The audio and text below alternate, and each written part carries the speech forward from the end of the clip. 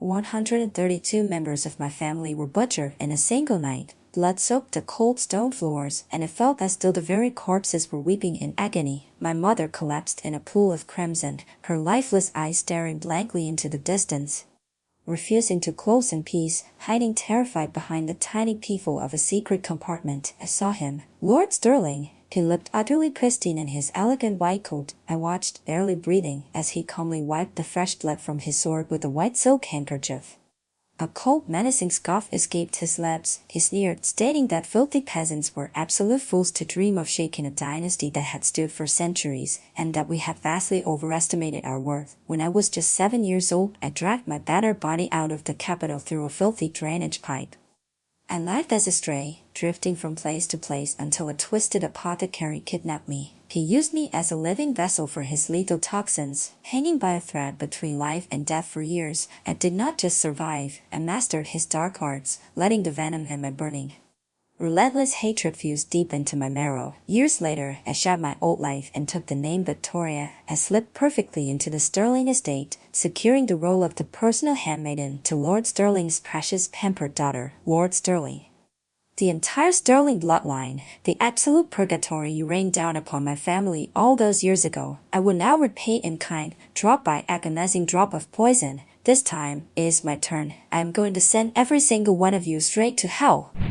That year, I was 7 years old, and it was the first time I learned how to hate. I trampled over the corpses of my kin, squeezed through a filthy dog hole to escape the estate, and followed the fleeing crowds out of the capital. My parents had only taught me honor, righteousness, and shame, but they never taught me how to spot a monster. I was sold multiple times, escaped, was caught, escaped again, and was dragged back, over and over. I did not know how to submit, nor did I know how to please them, so the beatings were endless and brutal. Eventually, lured by a single piece of candy, I was tricked by a kind-looking apothecary. He took me to a remote village and used me as a living vessel to refine his poisons. At an age where I should have loved sweets, I developed a deep, burning hatred for them. Those years were a living hell, a fate far worse than death. It was then that I learned to kill for the first time. No, I did not learn it. Killing simply became my primal instinct for survival. Later on, a massive famine swept through the land. Prince Julian was sent to provide disaster relief. The commoners whispered that he was not only handsome and gentle, but that he loved the people as if they were his own children. Yet, on that day, as I looked up with eyes full of desperate hope and my frail bony fingers grabbed the hem of his pristine robes, his brow furrowed. He could not hide the sheer disgust that flashed across his face. Insolent wretch! A cold, merciless voice cut through the air, and the next second, the prince's personal guard kicked me brutally in the face. The sheer force sent my small body flying backward, crashing heavily into the dirt. My head spun violently. A searing fiery pain erupted across my cheek, and a stream of warm liquid trickled down my face. Left the people like his own children. What an absolute joke! My fingers quietly slipped toward my hidden poison powder. She is just a starving refugee. A woman's sharp, scolding voice suddenly rang out. A figure dressed in pure white knelt before me, pressing a soft, fragrant handkerchief against the bleeding gash on my face. It was Serafina. She was Prince Julian's fiancée, and the daughter of my sworn enemy, Lord Sterling. She had saved me. To think that a hypocritical monster like Lord Sterling could raise such a kind-hearted daughter. If my parents were still alive, would I have been raised to be as beautifully radiant as her? I became Serafina's personal handmaiden, taking on the name Victoria. The man who had slaughtered my entire bloodline was now right in front of me. At only 36 years old, he was arrogant yet refined, holding the position of Prime Minister in the Valyrian Empire, his power rivaling the throne itself. I could have easily poisoned him with a single dose, but I had cultivated enough patience over the years. How could I possibly let him die so easily? After my injuries healed, whenever I walked through the estate, I would catch lingering stares of sheer admiration from the crowd. But for a lowly servant, beauty was nothing but a curse. 3 months later, Lord Sterling's only son died of a disgraceful venereal disease at the tender age of 17. No one knew that I was the one who poisoned him. Driven by lust, he had tried to force himself on me when Serafina was away.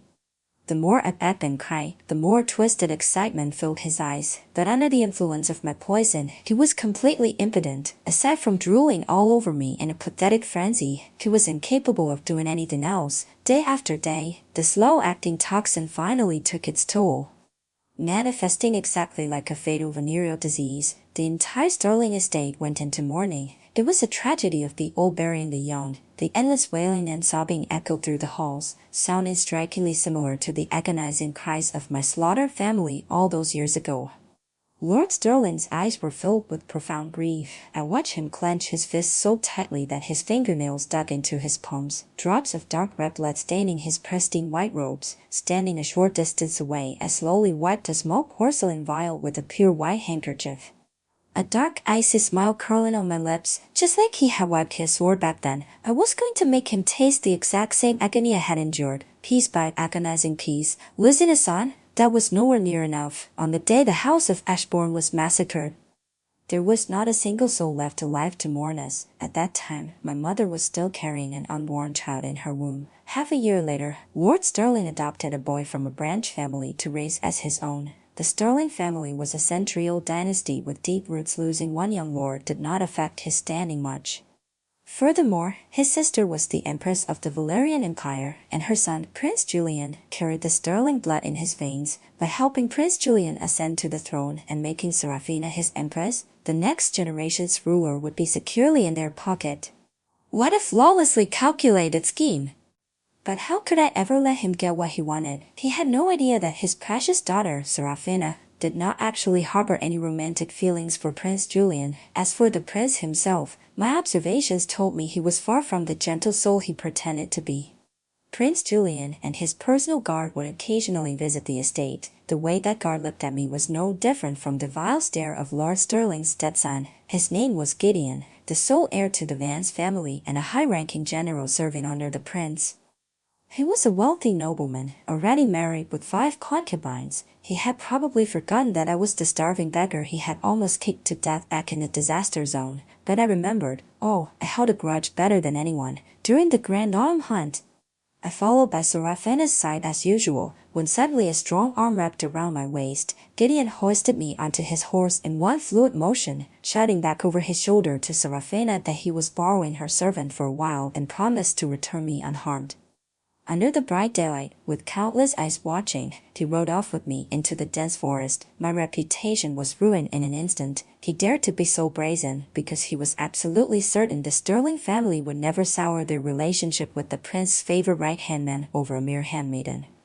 In fact, if Gideon had formally asked, Lord Sterling would probably have offered me up on a silver platter. But why should I accept that? Just because I was a lowly servant? Did I deserve to be treated like a plaything? This was a hunting game after all. And the possibilities of what might happen in these woods left much to the imagination. However, it was not entirely clear who was the hunter and who was the prey. I had been waiting for this day for a very long time. Gideon's arrow flew through the air, striking a target with deadly precision. It was not an animal. The man he shot was a young imperial censor from a humble background, a staunch supporter of the crown prince. Prince Julian was backed by the wealthy aristocratic families, while the crown prince relied on the commoner officials. Unfortunately, the commoner faction was being driven to extinction. Even the emperor had been bullied into submission by Lord Sterling, losing his will to rule and obsessing over immortality elixirs instead. This hunting event was hosted by Prince Edward, who was firmly in Prince Julian's camp. In the chaos of a hunt, it was not impossible for someone to be tragically mauled to death by a wild beast. They were using this event as a cover to eliminate their political rivals. You see, this is what happens when you refuse to obey, Gideon whispered, his voice slithering past my ear like a cold venomous snake. I trembled violently, feigning absolute terror, which only made Gideon laugh with unhinged arrogance. Prince Julian, widely known for his benevolent nature, witnessed the entire abduction, yet he did not utter a single word in my defense. It was exactly like that day when Gideon kicked me into the dirt, and the prince had merely offered a half-hearted reprimand, lightly stating that he shouldn't hurt people. Prince Julian was flawlessly handsome, radiating a gentle warmth. His charming eyes looked upon everyone with tenderness, and his every word and action were beyond reproach. But beneath that gentle facade lay a chilling indifference. It was an apathy born of deep mistrust, a man who cared for absolutely no one. He only weighed the scales of power and profit. To him, I was just a useless servant, hardly worth sticking his neck out for. But soon, the tables turned. They were suddenly ambushed. Why would that young censor attend this hunt, knowing full well it was a deadly trap? They were planning a counter-assassination. What absolute fools! Gideon had no time to worry about me anymore and roughly tossed me aside. Fortunately, the assassin's targets were strictly Prince Julian and Gideon's men. They had no intention of attacking me, and quickly ducked behind a massive tree. The violent clash moved further and further away into the woods, once they were completely out of sight. I rushed over to check the fallen censor's pulse. He was not dead yet. I pressed hard on his occupant above his lid, forcing him awake with a sharp jolt of pain. "Sir, brace yourself. I am pulling the arrow out right now," I ordered, pressing my hand firmly against his chest. I yanked the shaft out with a swift, violent motion, immediately pressing a handkerchief coated in medicinal powder tightly against the bleeding wound. The man's face twisted in sheer agony, yet he still managed to force out a hoarse word of gratitude. I kept my expression deadly serious. "You fools are making a catastrophic mistake," I told him bluntly. "Do you really think killing Prince Julian will secure the Crown Prince's victory? There are plenty of princes. The noble families can easily prop up another one. Your reckless ambush is practically handing them the perfect weapon to destroy you. Assassinating a royal prince? Aren't you terrified that the aristocracy will use this exact crime to slaughter the commoner officials down to the last man? Was the annihilation of the entire Ashbourne family 10 years ago not a bloody enough lesson? You are destroying yourselves for a hollow victory. The Crown Prince will inevitably be dragged down with you." The young man's eyes went wide with realization, stammering and gasping for breath as blood gushed more violently from his wound. "Calm down," I commanded, cutting him off sharply. "I have a plan that can save your faction. Listen carefully. Today, a rogue band of assassins suddenly appeared in these woods. It was an assassin's arrow that struck you. The arrow lying right there is your proof." I grabbed his trembling hand and forced it over the bloody handkerchief. "Hold this tight. I am leaving the cleanup to you. I have urgent business to attend to." I stood up and officially stripped off my outer dress. The young man's face flushed crimson, his voice trembling, as he asked what on earth I was doing. "Relax, I will not force you to take responsibility for my modesty," I retorted dryly, stripped down to my inner garments. I quickly pulled the dark clothing of a dead assassin. Changing into the disguise, I turned to chase after Prince Julian's retreating group. "Miss, please, which noble house do you belong to?" the man called out from behind me. I glanced back over my shoulder. "I have no home, and I have no parents. My name is Victoria, a lowly handmaiden taken in by the kindness of Lady Seraphina. Remember this, you must never reveal that I was the one who saved you. My father, too, was once an upright and unyielding imperial censor." I sprinted away without looking back, chasing the sounds of battle all the way to the edge of a jagged cliff. I arrived just in the nick of time, just as a lethal blade was swinging directly toward Prince Julian's heart. His loyal guard, Gideon, was entirely overwhelmed, fending for his own life. Completely incapable of protecting his master, I threw myself forward, putting my body solidly between the prince and the assassin's blade. I was wearing a stolen armor, so the sword did not pierce my flesh, but the brutal impact threw us off balance. Together, we tumbled backward over the edge of the cliff. In mid-air, I tightly embraced the prince, twisting our bodies so that I was beneath him, cushioning his fall. The fierce howling winds ripped the dark mask from my face, revealing my identity. I met his white, utterly stunned eyes as we plummeted. "Your Highness," I shouted over the rushing wind, "I will be your cushion. I trade my life for yours, asking only that you treat my lady well." Prince Julian could die, but he absolutely could not die such a worthless, meaningless death. His death here would not change the grim fate of the commoner faction, nor would it alter the miserable destiny of powerless peasants like me. The political waters were already muddy enough, adding my own storm into the mix would not hurt. The bottom of the cliff plunged into the deep ocean, and with the thick armor protecting my vitals, the odds of my survival were relatively high, and indeed, I did not die. However, the violent, crashing waves forcefully tore the prince and me apart. To my absolute astonishment, he did not know how to swim. He looked utterly terrified of the water, thrashing helplessly for a few seconds before sinking like a stone into the dark depths, absolutely useless. Having no other choice, I dove underwater and swam toward his sinking figure. I wrapped one arm securely around his back, cupped the back of his head with my other hand, and leaning, pressing my lips to his to pass him a breath of precious air. Gripping him tightly, I kicked my way back up to the surface. He instinctively clung to me with a desperate grip, terrified of being left to drown. Clinging to a piece of driftwood, we eventually washed ashore on a deserted island. At night, the pampered, delicate prince proved his uselessness once again by coming down with a raging fever, shivering violently in the damp cold. so pathetic, sighing in exasperation.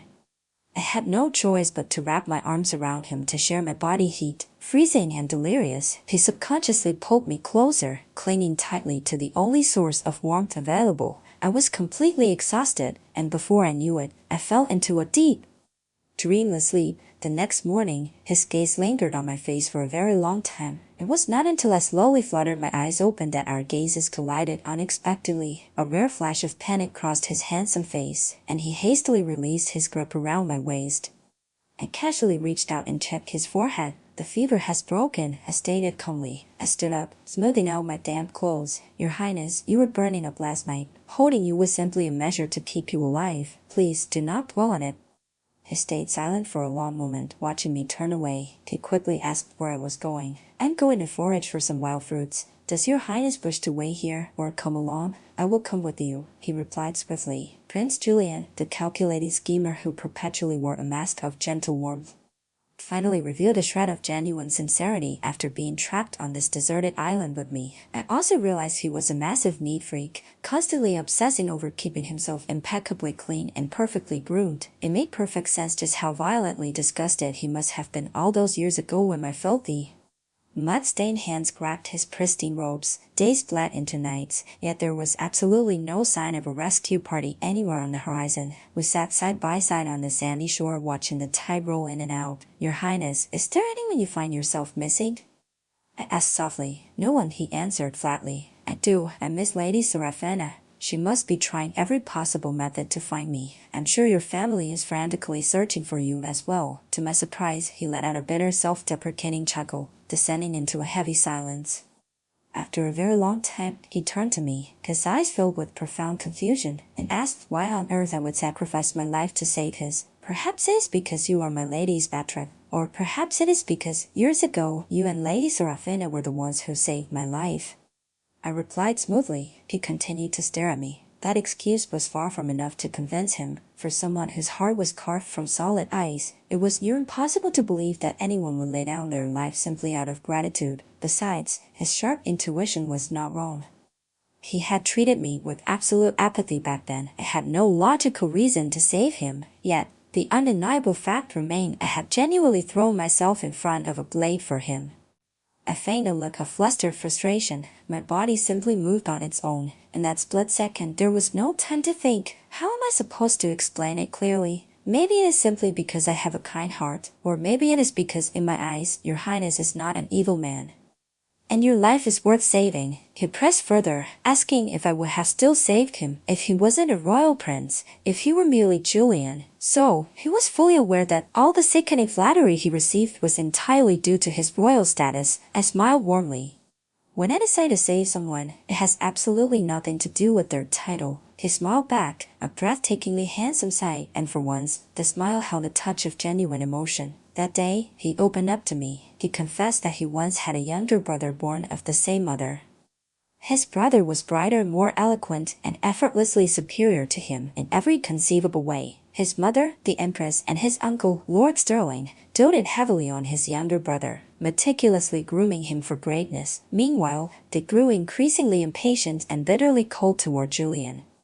He once poured his heart into writing a beautiful poem about a mother's love, only to have the Empress mercilessly mock and berate him. She sneered that he wasted his time on useless sentimental trash, calling him a stagnant, worthless disappointment, until one fateful day, his golden brother accidentally fell into a lake. He was pulled out alive, but a severe fever ravaged his brain, leaving him mentally impaired. Overnight, their parents' attitudes completely reversed. They suddenly showered Julian with warmth and affection, meticulously nurturing and protecting him. Meanwhile, his brother became exactly what Julian used to be: an ignored, discarded shadow. In the past, he had genuinely believed that they simply did not love him. It wasn't until that tragedy that he realized the horrifying truth: they did not love anyone at all. They merely needed a functional royal heir who could secure and expand their family's power and interests. "What happened next? Where's your brother now?" I asked softly. "He's dead." He sneaked out to play by the water again and fell in a second time. When they finally found him, His bloated corpse was floating on the surface. He was completely disfigured, stripped of all the striking beauty he once had, he murmured, his voice dropping to a hollow whisper. Not a single person shed a tear for him. No wonder he was so paralyzingly terrified of the water. He was terrified of losing his mind, terrified of dying, and above all, deeply terrified of being entirely forgotten after his death. Since they cannot find me, they would inevitably prop up another prince to take my place, just as easily as they propped me up back then. Julian stated bitterly. Your Highness, do you wish to go back? I asked, a sweet, calculating smile blooming on my lips. I will gladly help you carve a bloody path straight back to the throne. Every day, I dove into the water to scout for a way off the island. Each time I swam back, I could see Julian standing in the distance, his eyes fixed desperately in my direction. The moment I returned, a profound light would ignite in his eyes, until one occasion when I was gone for 2 full days and 2 nights, as the first light of dawn broke over the horizon. I finally returned, only to see him still standing in that exact same spot. Before I even reached the shore, he sprinted toward me in a frantic rush, plunging straight into the very water he was so deeply terrified of. This man, who was always so intensely restrained, impeccably polite and obsessed with cleanliness, suddenly threw his arms around my soaked, shivering body. He held me tightly and begged me not to leave again, pleading that we should just stay and never return to the capital. Never return. That meant he was willing to completely abandon his royal title, his prestige, and his supreme glory, choosing to remain on this desolate island with me with absolutely nothing to his name. For 2 agonizing days he had stood completely alone, staring out at the vast endless ocean, waiting for someone who might never come back. In a single defining moment, he had made a resolute decision. If I had not abandoned him, he would gladly throw away the entire world just to be by my side. In that exact moment, I knew I had utterly consumed him. The seemingly cold and apathetic young man was, in reality, starved of affection and desperately craving to be loved. When he was attacked by assassins, when he nearly drowned, when he was burning with a lethal fever, and when he waited for me by the shore through every single moment of his deepest despair. I never abandoned him once. I called him back from the abyss over and over again, effectively becoming the absolute only ray of light in his dark, twisted heart. How could a boy who had never tasted an ounce of love now become completely addicted to the light?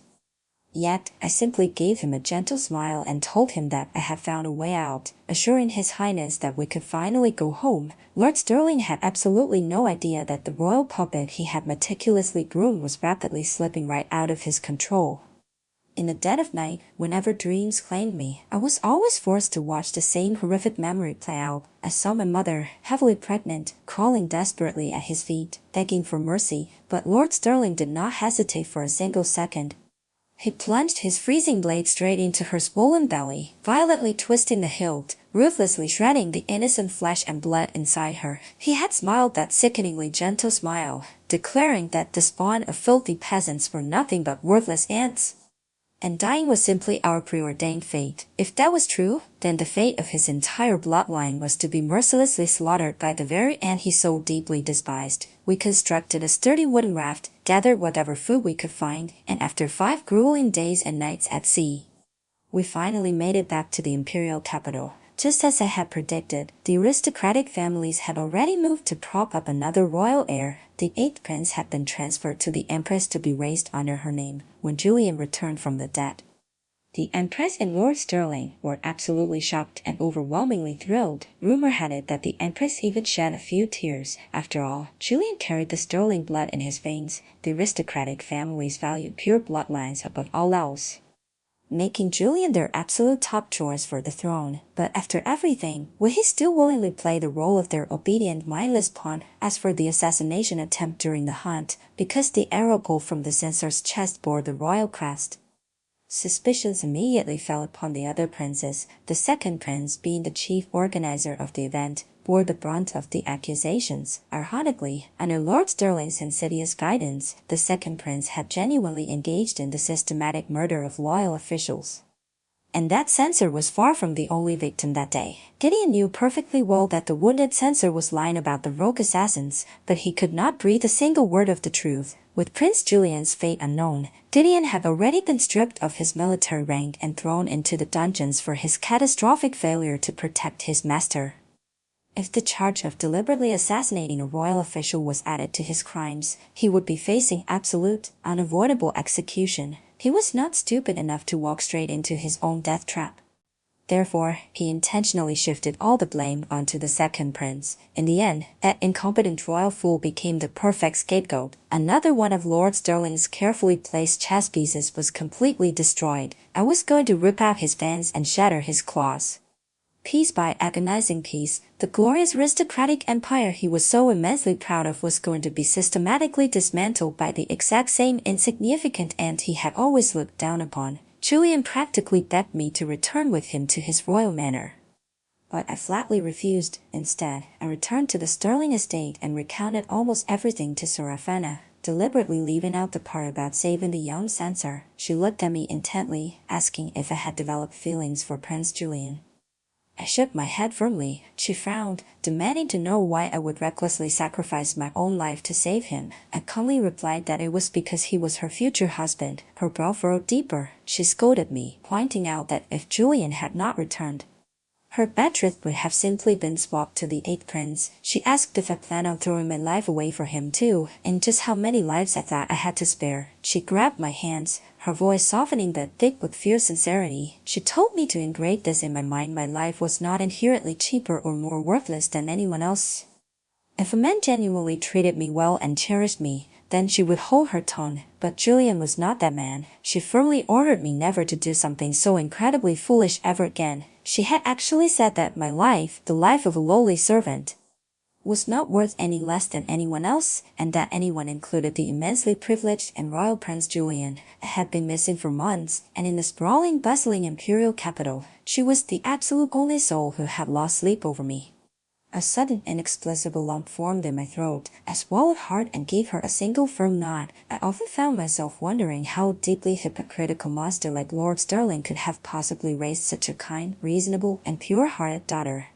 From the moment she could walk, she was subjected to a brutal regimen, meticulously molded to become the future empress. Lord and Lady Sterling were obscenely strict with her. The slightest misstep or breach of etiquette resulted in vicious scoldings or severe corporal punishment. But she was profoundly in love with books. Perhaps it was the wisdom buried within those pages that had nurtured her into the incredible woman she was today. Her skills on the zither were absolutely unmatched in the capital. Even the royal musicians in the palace bowed to her talent and shame. Yet, absolutely no one could understand the profound, suffocating sorrow hidden within her melodies. That is, until 2 years ago, deep in a secluded bamboo grove, as her melancholic notes drifted through the air, a young man passing by stopped dead in his tracks. He pulled out a brush and ink, and with fluid, masterful strokes, he captured the exact heartbreaking essence of her music onto paper. From that day forward, she would visit that bamboo grove every single month to play her zither, and that young man would never fail to appear. They never exchanged a single improper word or crossed any lines, but their souls were completely and undeniably connected. But eventually, the fairy tale shattered. She sent me to tell the young man that she would never come to the grove again because she was getting married. Marrying the prince chosen by the aristocratic families and ascending as the empress was her absolute, inescapable destiny. Predictably, the moment Prince Julian returned, Lord and Lady Sterling immediately forced Serafina to visit his royal manor to deliver expensive tonics. Within the lavish estate, Julian and Serafina walked side by side in the land. They looked like a match made in heaven, but they were emotionally oceans apart. Gideon and I trailed quietly behind them. Julian had pulled Gideon out of the dungeons. Feigning benevolence had always been his favorite weapon. By tossing out a tiny crumb of mercy, he ensured that the entire Vance family would be overwhelmingly grateful and sickeningly loyal to him. He would even deliberately indulge his subordinates when they made mistakes, simply so he could hold those fatal weaknesses over their heads. Besides, even if he replaced Gideon with another bard, would the new one actually take a blade for him? He never believed in such blind loyalty. When Gideon saw me, his eyes widened in sheer shock. He gasped, asking how I was still alive. He had absolutely no idea that I was the one who had saved the prince. I completely ignored him. Seeing me ice him out only seemed to fuel his twisted excitement. He mocked my silence. My eyes remained locked on Serafina's back, while Gideon's predatory gaze remained glued to me. That day, I had intentionally worn a dress with a slightly lower neckline than usual. deliberately exposing the pale skin of my neck and collarbones. My continued silence only made him more brazen. Suddenly, he yanked me against his chest, clamping a heavy hand over my mouth to muffle any scream, and forcefully kissed my forehead. "Look at this." Simply because I was a lowly servant, he felt completely entitled to degrade and humiliate me. Therefore, he deserved to die. In the very next split second, a brutal fist smashed directly into Gideon's face. Julian snarled that he had a death wish for daring to touch what belonged to him. The usually gentle and composed Prince Julian suddenly snapped, transforming into a rabid, bloodthirsty wolf. His eyes were bloodshot and completely unhinged as he rained savage, merciless blows down on Gideon, seeing that he was quite literally about to beat the man to a bloody pulp. Serafina and I desperately rushed forward to pull him off. I shouted at His Highness to stop, insisting that I was fine and that he would kill the man if he landed another strike. Julian finally froze. His chest heaved violently as he gasped for air, his eyes rimmed with angry red. Through gritted teeth, he hissed that Gideon had dared to touch the woman he himself couldn't even bear to lay a finger on. He shot a lethal icy glare at the surrounding servants, issuing a chilling death threat to anyone who dared breathe a single word of what had just happened. Then he grabbed my wrist, dragged me into a private room, and ordered the servants to bring a basin of warm water. He took a cloth and began frantically scrubbing my forehead over and over again. I gently pushed his hand away, warning him that he was going to scrub my skin raw. I took his bruised, swollen hand, uncorked a small vial of medicine nearby, and meticulously rubbed the soothing ointment into his battered knuckles. I softly chided him, telling him he shouldn't have been so incredibly impulsive today.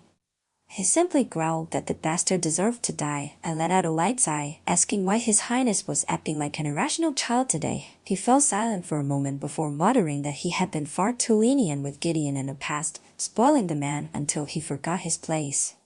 I looked up and asked him point blank if Gideon had harassed a normal servant today, or if it had been a version of me before we survived that island together. Would he have reacted with such explosive fury? Silence filled the room. I answered for him, stating softly but firmly that he absolutely would not have.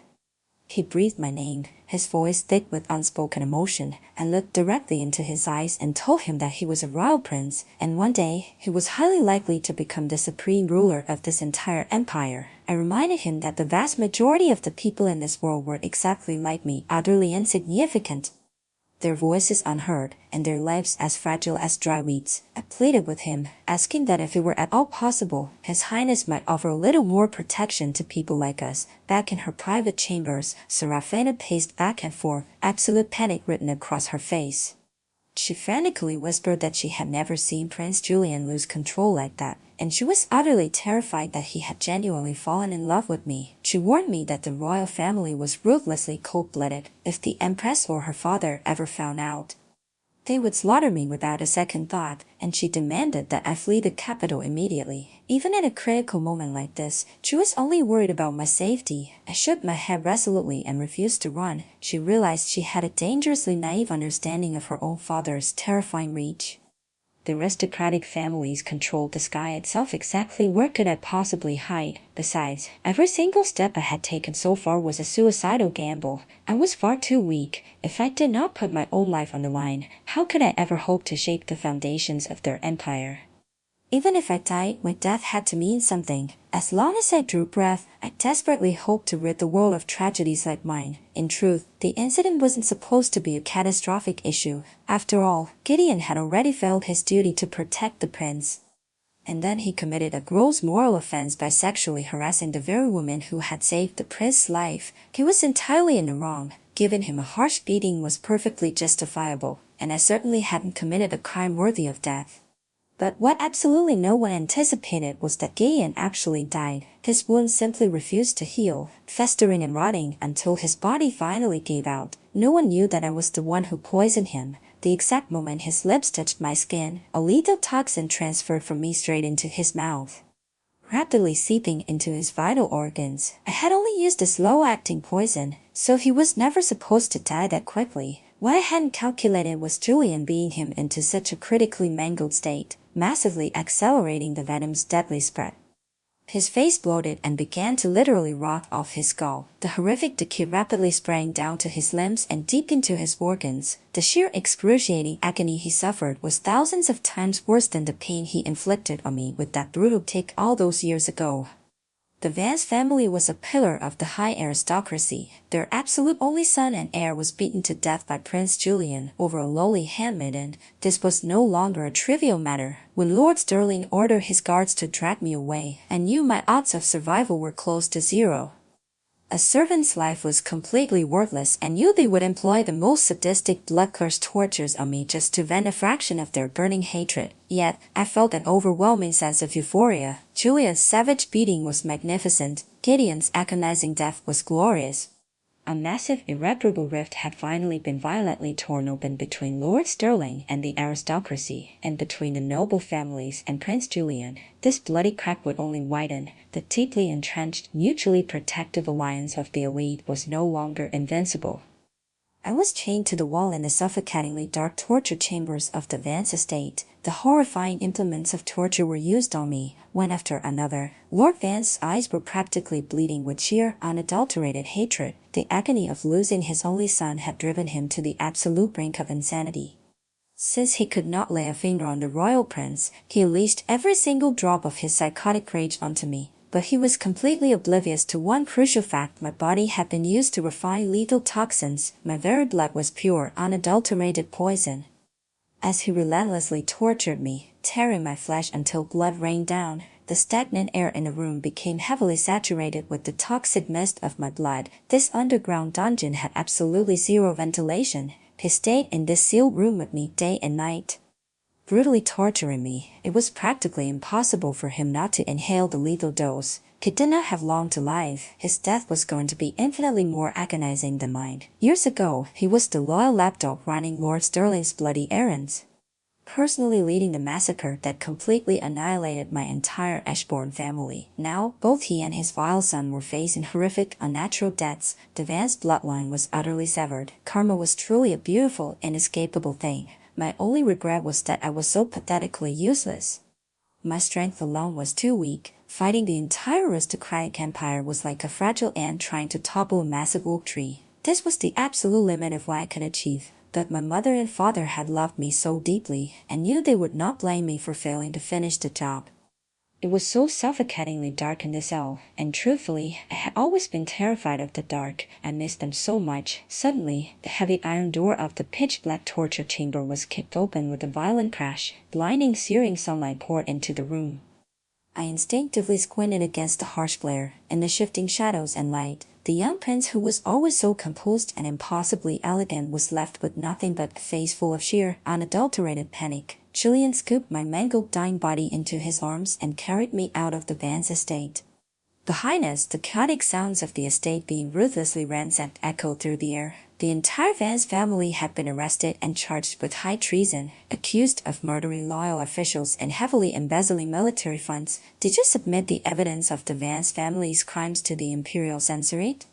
I forced the words out, my voice barely a broken whisper. He gave a stiff nod. Julian was never an incompetent fool. On the surface, he played the perfect puppet whose fate was entirely tied to the aristocracy, but he had never trusted a single living soul.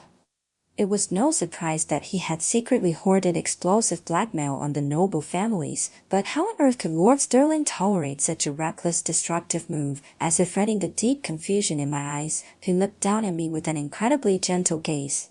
Gideon died because of me. The Vance family was secretly preparing to defect to the Crown Prince's faction. Naturally, my dear uncle Lord Sterling wanted to annihilate them before they could turn on us. I furrowed my brow, wincing in pain. All right, he confessed softly. I was the one who forged the treasonous letters between Lord Vance and the Crown Prince. It seemed throwing my life away to save him multiple times had not been a total waste. A sharp thrill of triumph surged through my chest. I had won the gamble. The moment Julian had completely lost his mind and nearly beaten a man to death over me. I had made a massive bet. I wagered that if the Vance family dragged me into the dark to murder me, he would risk absolutely everything, even burning his bridges with the major alive family, or entirely destroying them just to save my life. I had originally held zero hope for this insane gamble.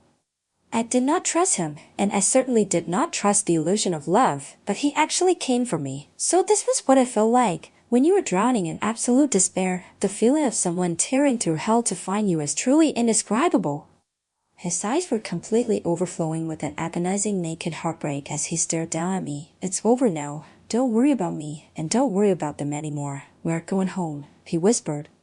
Home? Where could I possibly find a home? My home was butchered and burned to ash by the aristocratic families years ago. The Ashbourne family was the greatest pillar of the commoner faction, personally elevated by the emperor himself. Slaughtering my family was the equivalent of violently hacking off the emperor's right arm.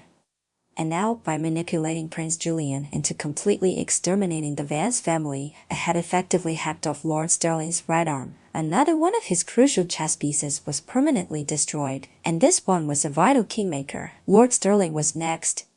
A cunning, paranoid old fox like him might have actually suspected the treasonous letters were heavily forged, but his paranoia was his fatal flaw. He would rather slaughter 100 innocent allies than let a single potential traitor slip through his fingers.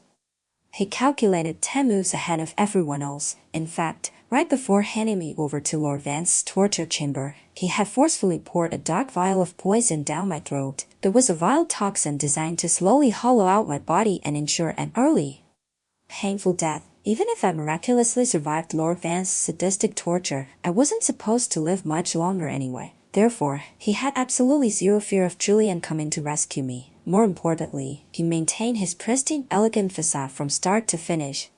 His hands remained spotless. My gruesome death would be blamed entirely on Lord Vance's blinding rage, leaving Lord Sterling utterly innocent of the crime. Prince Julian would have absolutely no reason to hold a grudge against his uncle over my corpse, but the old fox had miscalculated one catastrophic detail. I was a living vessel for poisons. I was completely immune to every toxin on earth. He had absolutely no idea that the pathetic ant, the filthy peasant he so viciously despised, was quietly brewing an earth-shattering storm. The unspeakably cruel, deeply inhumane methods he had used to annihilate my Ashbourne family all those years ago, I was going to return them to him. Magnified 1,000 times over, I was going to elevate him to the absolute peak of power. I would wait until he was standing at the pinnacle of his glory, drowning in his own untouchable arrogance, and then I would ruthlessly obliterate every single thing he held dear. The vengeance he believed he had butchered in its crib was finally coming for him. I became the head stewardess of Prince Julian's estate, directly managing his daily life, his meals, and absolute control over the inner courtyard. Julian harbored zero suspicion toward me.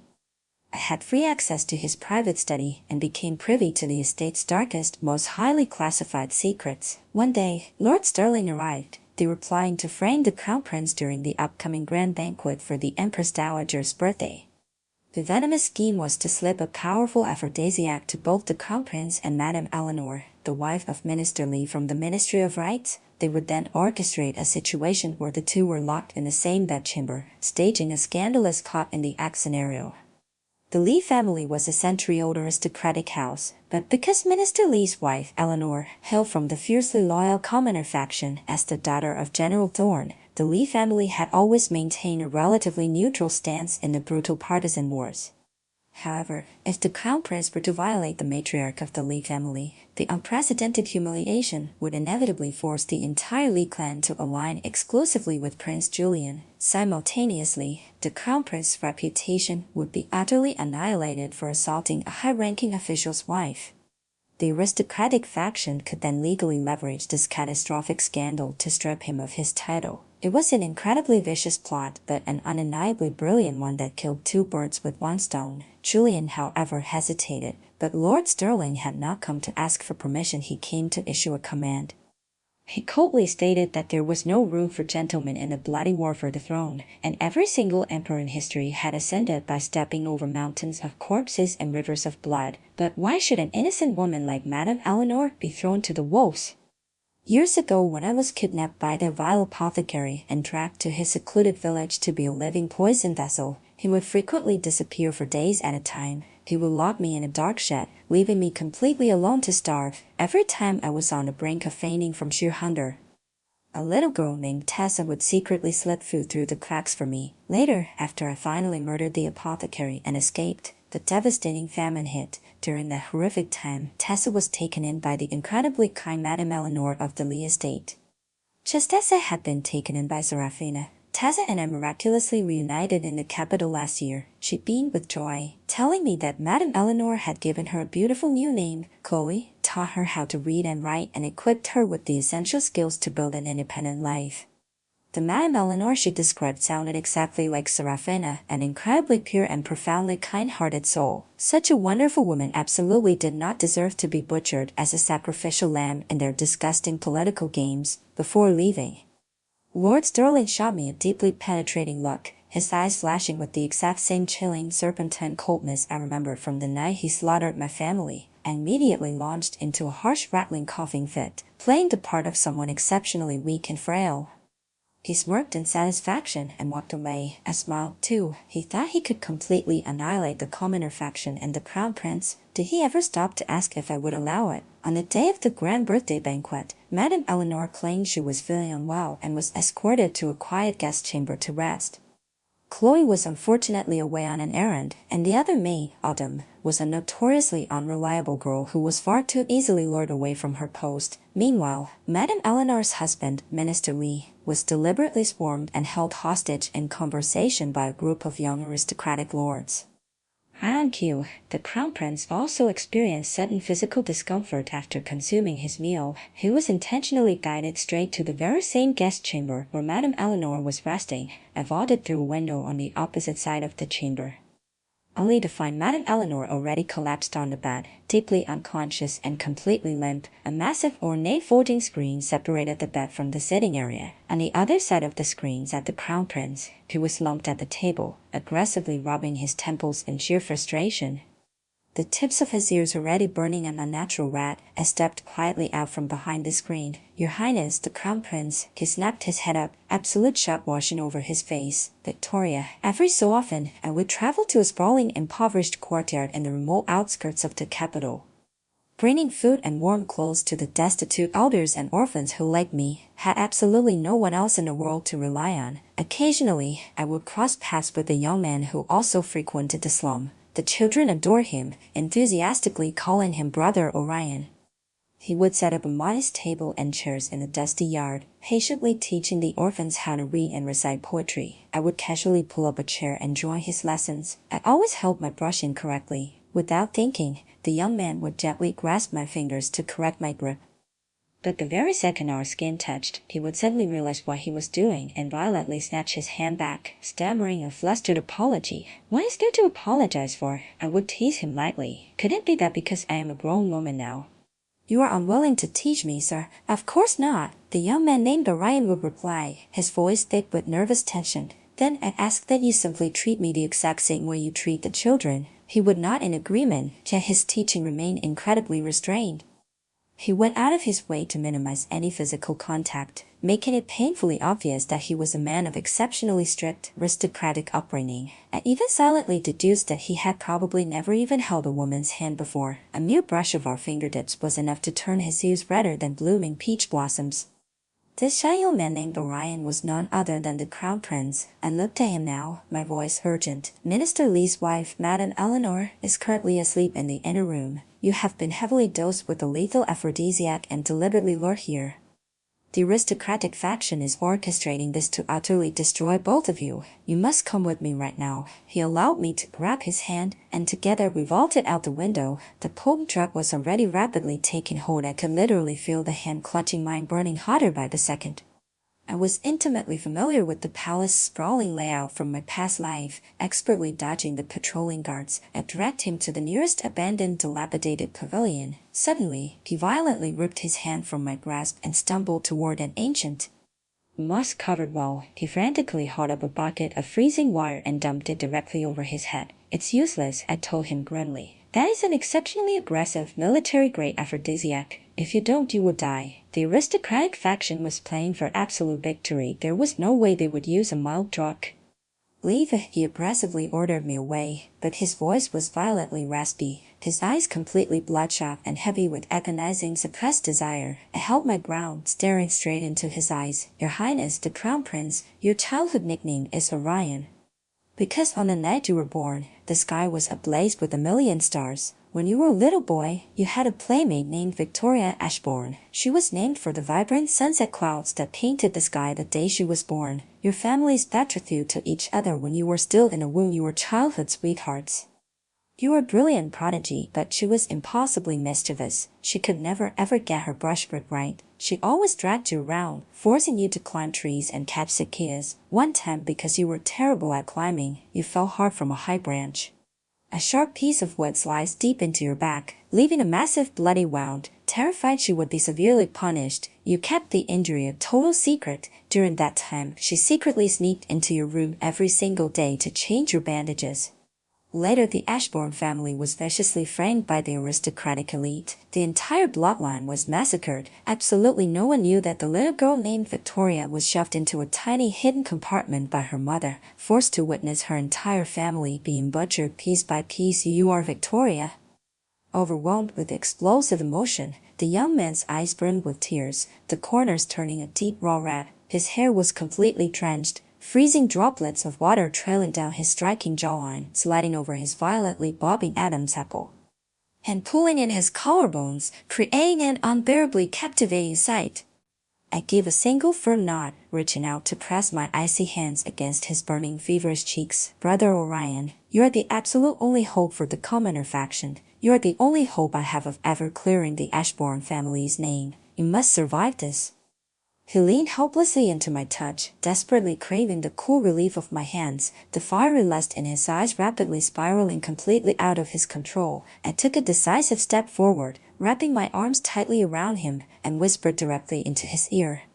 I am willing, Brother Ryan. I knew exactly what this meant. I had to save his life, but in truth, this was not the only way to save him. I actively chose this path because I wanted him to owe me his life. I wanted him to be permanently, suffocatingly indebted to me. He was still the exact same pure, gentle, and slightly shy boy from our childhood, but I had fundamentally changed. I was no longer pure or kind. I actively wanted to weaponize his kindness for my own vengeance. The man locked in my embrace was burning like a furnace, his heartbeat and breathing completely erratic and chaotic. A desperate, consuming kiss crashed down on my lips, deepening with an uncontrollable, frantic hunger. Later, the crown prince gently slid an exquisite jade bracelet onto my wrist. My mother prepared this specifically for her future daughter-in-law. I absolutely cannot accept this. It is far too precious, I protested, frantically trying to yank the bracelet off, only to find it impossibly stuck. He gently caught my desperately struggling hands, lowering his head to press a soft, lingering kiss to the back of my hand. This always belonged to you. I am merely returning it to its rightful owner. He gazed at me with such blazing, unwavering devotion that a sharp, inexplicable stab of guilt pierced my chest. I was completely unworthy of him now. I had stopped believing in love a very long time ago. I have to go. Meet me at the courtyard in 3 days, I said, hastily pulling away. I hurried back toward the grand banquet hall. On the way, I practically ran into Prince Julian, who was out searching for me. I smoothly lied, claiming I had simply gotten lost in the sprawling palace grounds.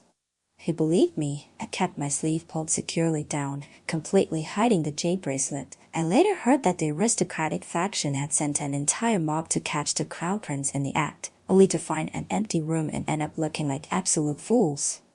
But the real comedy was unfolding in a completely different guest chamber, where Lord Sterling's adopted son was caught red-handed in bed with one of the Emperor's own concubines. And the absolute best part, that concubine was the spy Lord Sterling himself had planted beside the Emperor. Lord Sterling's perpetually elegant, flawlessly composed face turned a sickly, bruised purple from sheer, explosive rage. Committing adultery with the royal concubine was an unforgivable crime punishable by death. So what if Lord Sterling held the power to shake the heavens?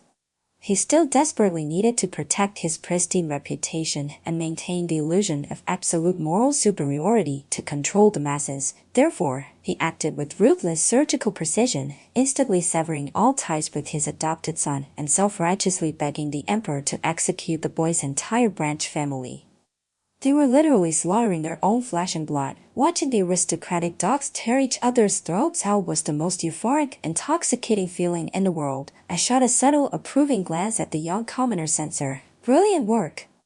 It seemed tipping him off to let the raid on that specific room had paid off spectacularly. This was not the first time Lord Sterling's adopted son had secretly slept with that concubine. How did I know? Because in a sprawling, majestic metropolis like the imperial capital, the untouchable elite aristocrats were a microscopic minority. The vast, overwhelming majority of the population was made up of insignificant, invisible nobodies like me. But never, ever underestimate the nobodies. We were the absolute lifeblood, the hidden root system that kept this massive city breathing. My years slaving away in the Sterling and Julian estates were not for nothing. Once the underground network of servants and nobodies mobilized, we could easily uproot the tallest, most ancient trees. The Crown Prince Orion was also hit by the minor scandal accused of drunkenly assaulting a palace maid. But compared to the apocalyptic disaster of the Sterling family, it was completely trivial. The Emperor merely grounded him in his quarters and instantly understood his game. The commoner faction was still severely outgunned. Orion was brilliantly playing along, intentionally taking a minor hit to make the aristocratic faction lower their guard. By stepping into the shadows while they remained in the blinding light, he could bide his time, waiting for the perfect moment to annihilate them in a single devastating strike. 3 days later, I met Orion at the hidden courtyard. I fully expected that he had already investigated my entire background and current situation, so I didn't waste time on pointless explanations. He immediately demanded that I leave Prince Julian's estate. I flatly refused. I carry the blood debt of my entire slaughtered family on my shoulders. I am already in too deep to just walk away. The day you finally destroy them is the day I will leave. I didn't linger for another second, leaving him with nothing but the sight of my resolute retreating back at the estate. Julian looked as if he wanted to say something multiple times before finally speaking up. My wedding to Serafina is scheduled for the 5th day of the winter month. He stared at me intensely. His face remained perfectly composed, but his hands hidden beneath his white sleeves were clenched into tight fists from sheer anxiety. I paused my ink grinding for a fraction of a second before smoothly resuming my task. "All right, are you not angry?" he asked, his voice laced with caution. "If your Highness rejected the marriage simply for my sake, Lord Sterling and the Empress would absolutely not let me live. I know your Highness is doing this to protect me," I replied calmly. A profound emotion flickered in his eyes. Naturally, it was not solely to protect me. People are often forced into corners by circumstance. He was a royal prince. He absolutely could not sever his ties with the aristocratic families, just as they desperately needed him, if the aristocratic faction wanted to permanently secure their iron grip on the empire. He had absolutely no choice but to fight for the throne. There was no other option. Therefore, a political marriage uniting him with the Sterling family was an unavoidable necessity. It was only ever a matter of time. He, Serafina, and I were all completely powerless to change this reality. Since it could not be changed, what was the point of struggling against it? Besides, without this marriage, how could I guarantee that Lord Sterling would pour his absolute full support and resources into Julian? How else could I lull Lord Sterling into a false sense of absolute victory? How else could I execute the next critical phase of my plan? On the 5th day of the winter month, Prince Julian and Serafina were officially married. I meticulously managed every single detail of the grand wedding and the estate's affairs with flawless efficiency. On the night of the wedding, someone silently vaulted through my bedroom window and gently traced my eyebrows with a warm finger. "You can actually sleep through this," a helpless, distinctly irritated voice muttered through gritted teeth. "What exactly did your Highness expect me to do?" Cry, scream, and threatened to hang myself? I slowly opened my eyes, turning on my side to face him. "Did you consummate the marriage?" Julian lightly poked my forehead in exasperation. "How can you say those words without a single ripple of emotion? You and I haven't even. How could I possibly touch someone else?" A deep, embarrassed flush crept up his neck as he trailed off. I let out a soft sigh. "She is not someone else. Lady Serafina is your official princess consort, your legally wedded wife. She saved my life. She is a truly wonderful woman. She can be 1,000 times wonderful, but her heart does not belong to me," Julian stated flatly. "She is even more terrified of consummating the marriage than I am." My heart skipped a violent beat. Did he know something? Why? "Why would you say that, Victoria? I am someone who knows what it feels like to be madly in love. I know exactly what it looks like when a woman is in love. The way she looks at me holds absolutely zero affection." I exhaled a silent breath of relief. He most likely had no idea about the young artist in the bamboo grove. If my vengeance succeeded in the future, I would use the life that the Crown Prince owed me to ensure Serafina's safety. Perhaps then, she and that young artist might actually have a future together. I deeply despised owing anyone. She saved my life once. So I would save hers, then our debts would be permanently settled. Since she has married you, she is now part of your household. Regardless of anything else, you absolutely cannot mistreat her. Julian's brow furrowed deeply. Victoria, do you honestly want me to be with another woman that badly?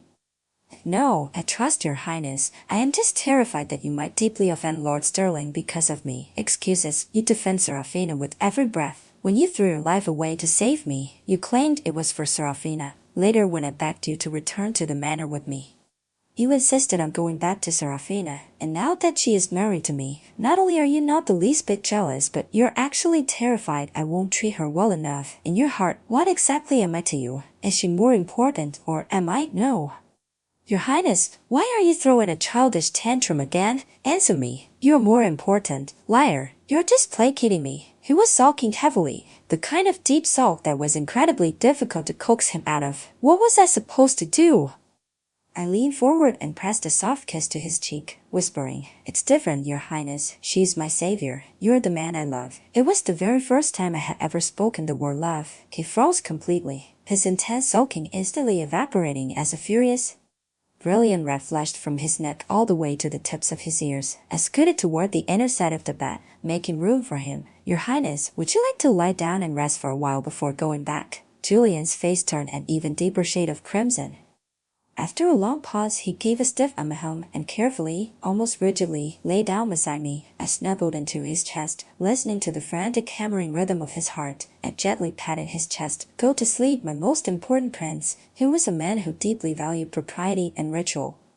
Even when thoroughly swept up in passion, he would never casually initiate true intimacy with me. His ironclad self-control was incredibly frustrating. He was making it impossible for my plan to move forward. He gently stroked my hair, and in the darkness where I couldn't see, a profound smile touched his lips. Just as I drifted off to sleep, I felt a soft kiss press against my forehead, followed by a whispered confession, "I love you too." Later, he quietly got up, vaulted back out the window, and carefully shut it behind him. I've opened my eyes and stared at the closed window. Since he valued ritual so intensely, I would give him the grandest ritual he could ever ask for. To my utter shock, Julian actually hired the young artist from the bamboo grove, Silas, to serve as a literary consultant in the estate. I was genuinely terrified, completely unsure of his motives. Was he planning to lay a trap for Serafina? On the night of the Winter Solstice Festival, Serafina played her zither, Silas painted, and I sat nearby making dumplings, while Julian awkwardly tried to learn how to fold them beside me. Afterward, the four of us gathered around a warm brazier to eat. I saw a genuine radiant smile in Serafina's eyes, a smile I had not seen in a very long time. She was the mistress of the royal estate, enjoying far more freedom and comfort than she ever had in the suffocating Sterling manor. Julian gave her utmost respect and absolute freedom, even playing the role of a fiercely protective husband flawlessly in front of the servants and outsiders. Serafina was deeply grateful, but she was not truly happy. She held my hands tightly and whispered, "Victoria, do you have any idea how incredibly rare it is to find your true soulmate in this vast sea of people? And how impossibly hard it is to actually stay with them? I have already lost my chance, but you two still have hope. Please, do not let an incredible destiny slip through your fingers because of me." In that moment, I felt a profound sense of relief that Serafina valued love so deeply. If the Sterling family fell in the future, at least Silas could become her anchor. In a tragic way, Serafina and Julian were exactly the same. They were born as political bargaining chips, raised by parents who lusted after power far more than they loved their own children. Perhaps that was exactly why they were both so desperately obsessed with finding true love. As she looked at Silas, her eyes literally sparkled with unhid emotion. She was only 16 years old, the exact age where one should be dreaming of epic romance. Silas quietly walked over to me and whispered a single cryptic sentence. "Someone asked me to tell you that the stars and the clouds will forever accompany each other." My heart hammered violently against my ribs.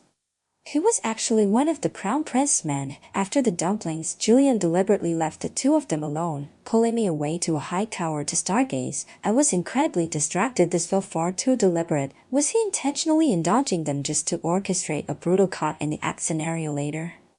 Absolutely not. I turned to him. "Your Highness, why did you invite Silas to spend the winter solstice with us?" He looked at me softly. "There were several times when I watched you looking at Serafina, and your eyes were filled with nothing but guilt and pity. I knew a long time ago that she was in love with him. In the past, I wouldn't have cared. My marriage to her was purely a political transaction. I only cared if it served my ultimate goal. But after I found you, I finally understood just how agonizingly lonely and dark it is for someone to never find their soulmate. Or to find them and be violently kept apart. Since you care about her so deeply, and specifically made me promise never to mistreat her, what harm is there in letting her find a little happiness? If she is happy, perhaps you won't feel so incredibly guilty when you are with me. It was all for me. I had completely misjudged his intentions. Boom! Suddenly, the sharp crack of fireworks shattered the silence. Brilliant, explosive colors bloomed across the night sky. Julian whipped his head around, the spectacular flashes of light reflecting perfectly in his dark eyes, making them look like a galaxy of stars. "Where are those fireworks coming from?" he asked in awe. "Arranged them specifically for your highness. Do you like them?" I asked. "I do," he nodded, mesmerized. "But why did you suddenly want to watch fireworks?" I heard my own voice say. "Your Highness, let's get married." Julian froze completely, stunned into absolute silence. My eyes burned with intense resolve. Forget the suffocating traditions. Forget the meaningless guests. Let's do it right here, right now, with the fireworks as our witness. And the moon as our witness. Let's get married, okay? A wave of profound emotion crashed over his face. He stood in a daze for a long moment before suddenly grabbing my hand. "Come with me." He dragged me to a locked storeroom. Inside, displayed beautifully, was a set of the most incredibly exquisite wedding garments I had ever seen. I finally realized that from the exact moment we returned from that deserted island, Julian had been secretly preparing this wedding attire for me. It had only recently been completed. I gently touched the embroidered Mandarin ducks on the red veil. The stitching, it looks a little different from the rest. The embroidery wasn't bad, but compared to the masterful divine craftsmanship of the dress itself, it looked noticeably amateurish.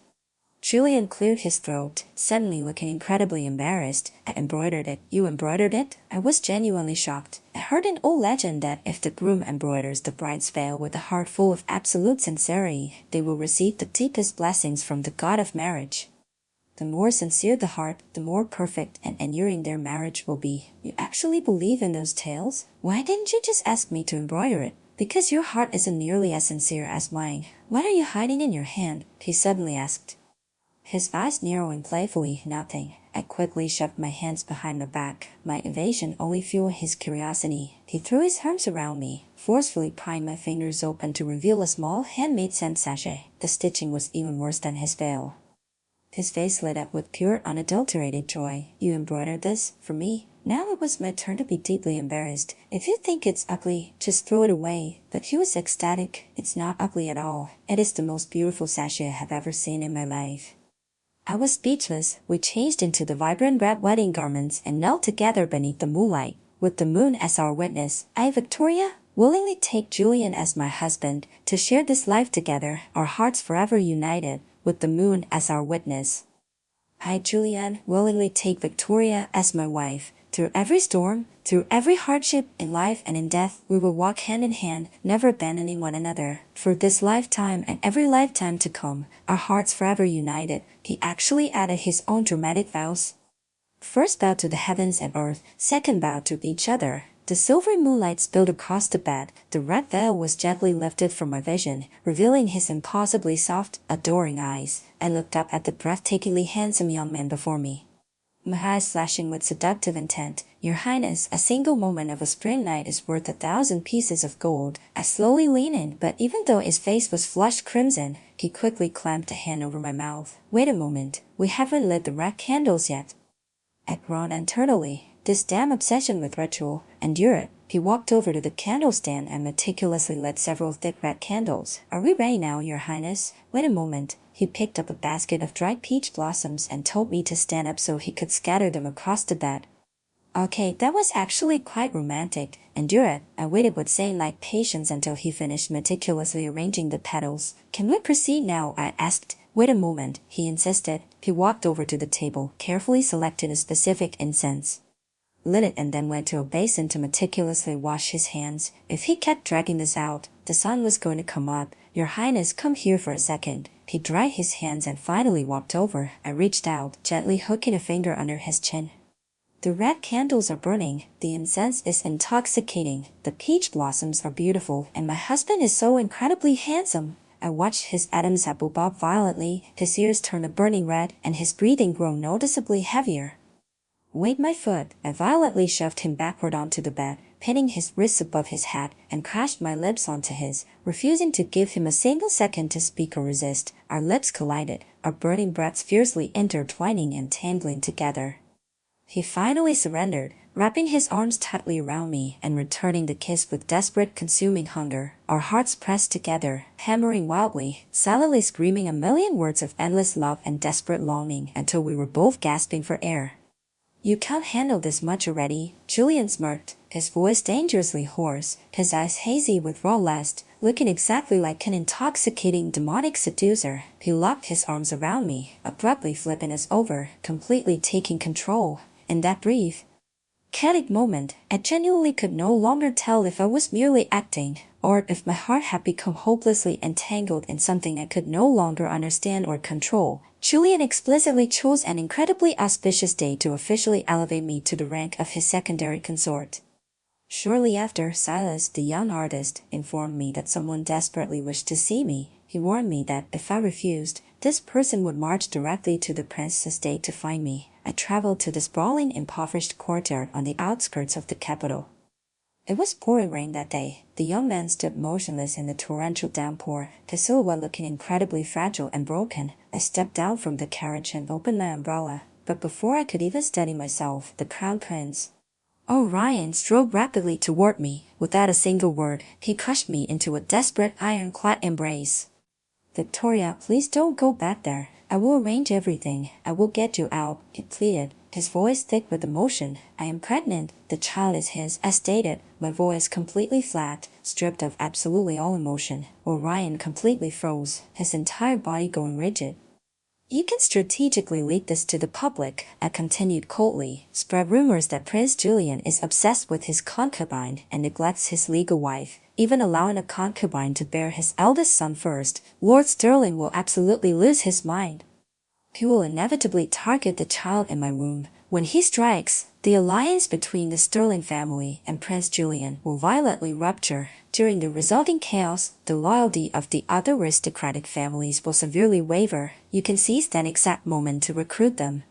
Solidify your power and wait for the perfect moment to strike." Orion slowly pulled away, staring at me with a look of absolute horrified disbelief. "Victoria, I do not need you to do this. If my path to the throne requires the brutal sacrifice of a woman I love, I would rather never be emperor." "Orion, have you ever watched your own parents and your entire bloodline butchered right in front of your eyes?" I demanded, my voice turning icy and sharp. "Have you ever been sold and brutally beaten over and over again? Have you ever tasted the living hell of having your own body used to refine lethal poisons? Have you ever starved and frozen on the streets? Do you have any idea what exactly kept me alive through all these agonizing years? As long as the aristocratic elite remains in power, there will only be more and more innocent people suffering my exact fate.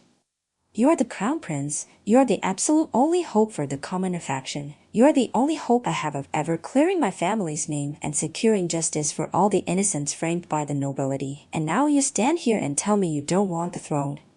What about the countless people who have already bled and died for this cause? What about those who have entrusted their entire families and their very lives to you? What about me? You are the crown prince. You are destined to rule. You absolutely cannot afford to drown in sentimental romance. If you do, everything we have sacrificed will be completely destroyed. The commoner faction supporting you will be slaughtered. I will be slaughtered. And the people of this empire will continue to be crushed under the boots of the aristocracy. You are our absolute only hope.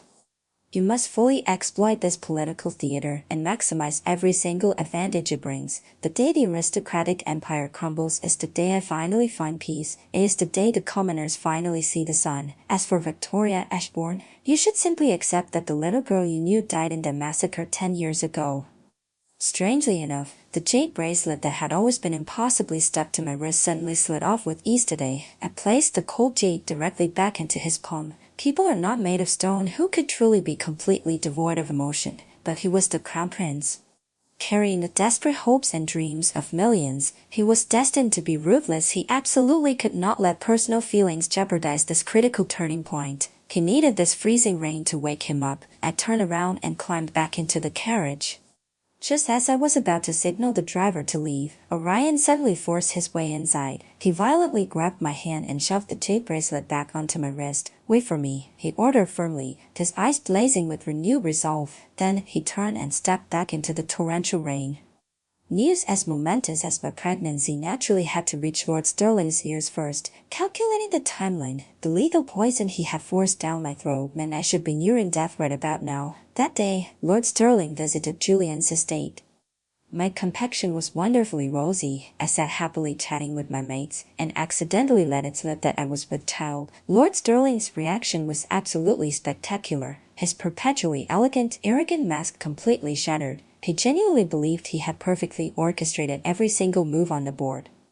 He never imagined that a dying pawn like me would not only climb to the rank of consort, but also manage to conceive before his own daughter. I was about to give birth to Julian's eldest son, given how obsessively Julian favored me if he ascended the throne. It was highly likely he would crown my son as his heir. Lord Sterling had tracked Julian this far. It was completely impossible for him to swap out his royal puppet now. He had absolutely no way back. Yet, everything he had painstakingly built was now dangerously close to being handed over to a filthy commoner's bloodline.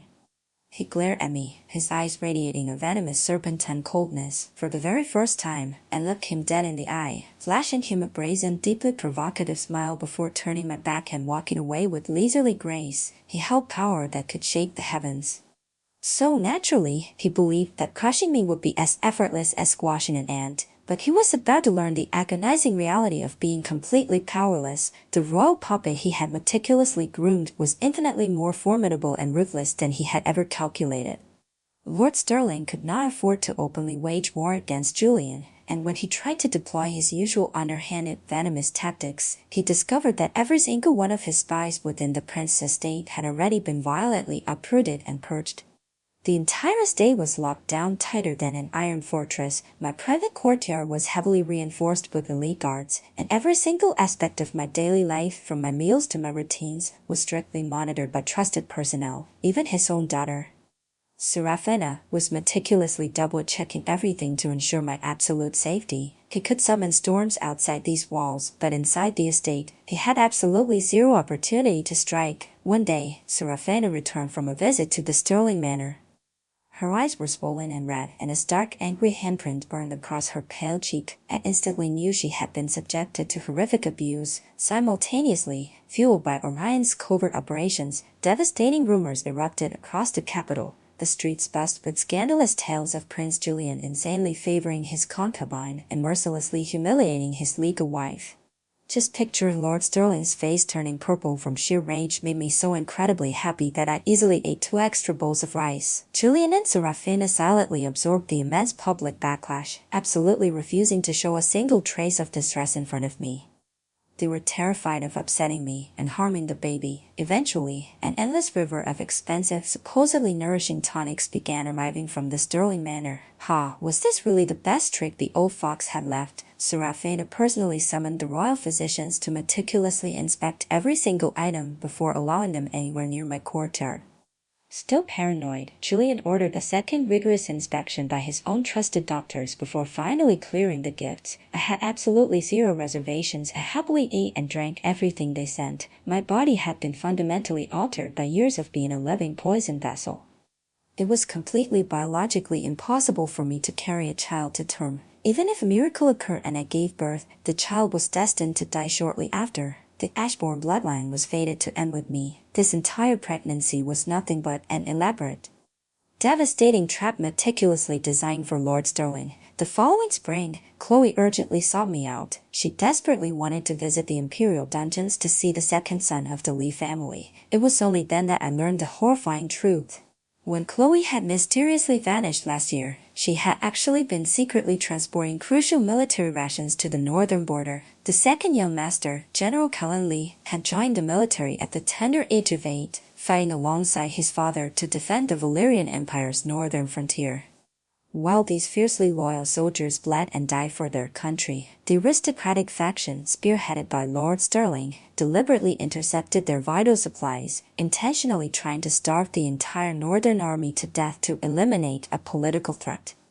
To repay Madame Eleanor's profound kindness, Chloe risked her own life to smuggle supplies to the starving troops. She even bravely tested experimental cures on her own body to resolve a devastating plague ravaging the northern camps. Yet, after the lead generals miraculously secured a glorious victory and returned home, the aristocratic elite viciously framed them for high treason. General Callan was sentenced to be publicly beheaded in the autumn. The horrific tragedy of my Ashbourne family was repeating itself right before my eyes. I took Julian's royal token and secured Chloe the time it takes a stick of incense to burn to visit the dungeons.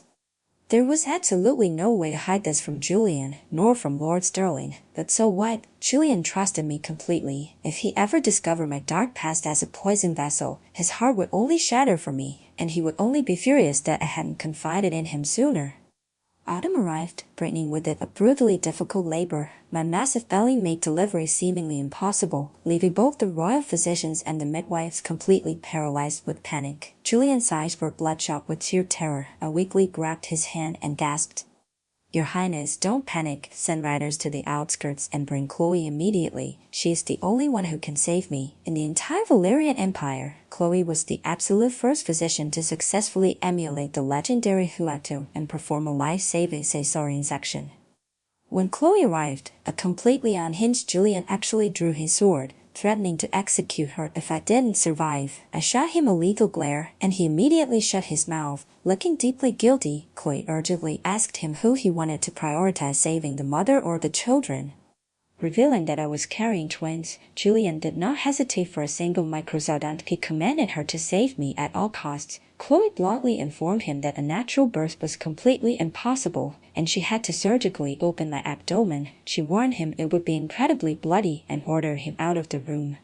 He vehemently refused to leave. He gripped my hand with a crushing force, watching with wide, terrified eyes as Chloe sliced my stomach open and pulled the infants from my womb. The sheer graphic horror of the surgery left him permanently traumatized. He even secretly wiped away tears, violently swearing that he would never ever let me go through childbirth again. "Are the babies? Are they fully formed?" I asked, forcing the words out, absolutely terrified to look at the tiny bundles. To desperately hope for healthy children is the profound, universal prayer of every mother on earth, but these poor souls had the tragic misfortune of being born from that poisoned womb. I silently prayed that in their next life, they would never have a mother like me. It's a boy and a girl, a pair of dragon and phoenix twins.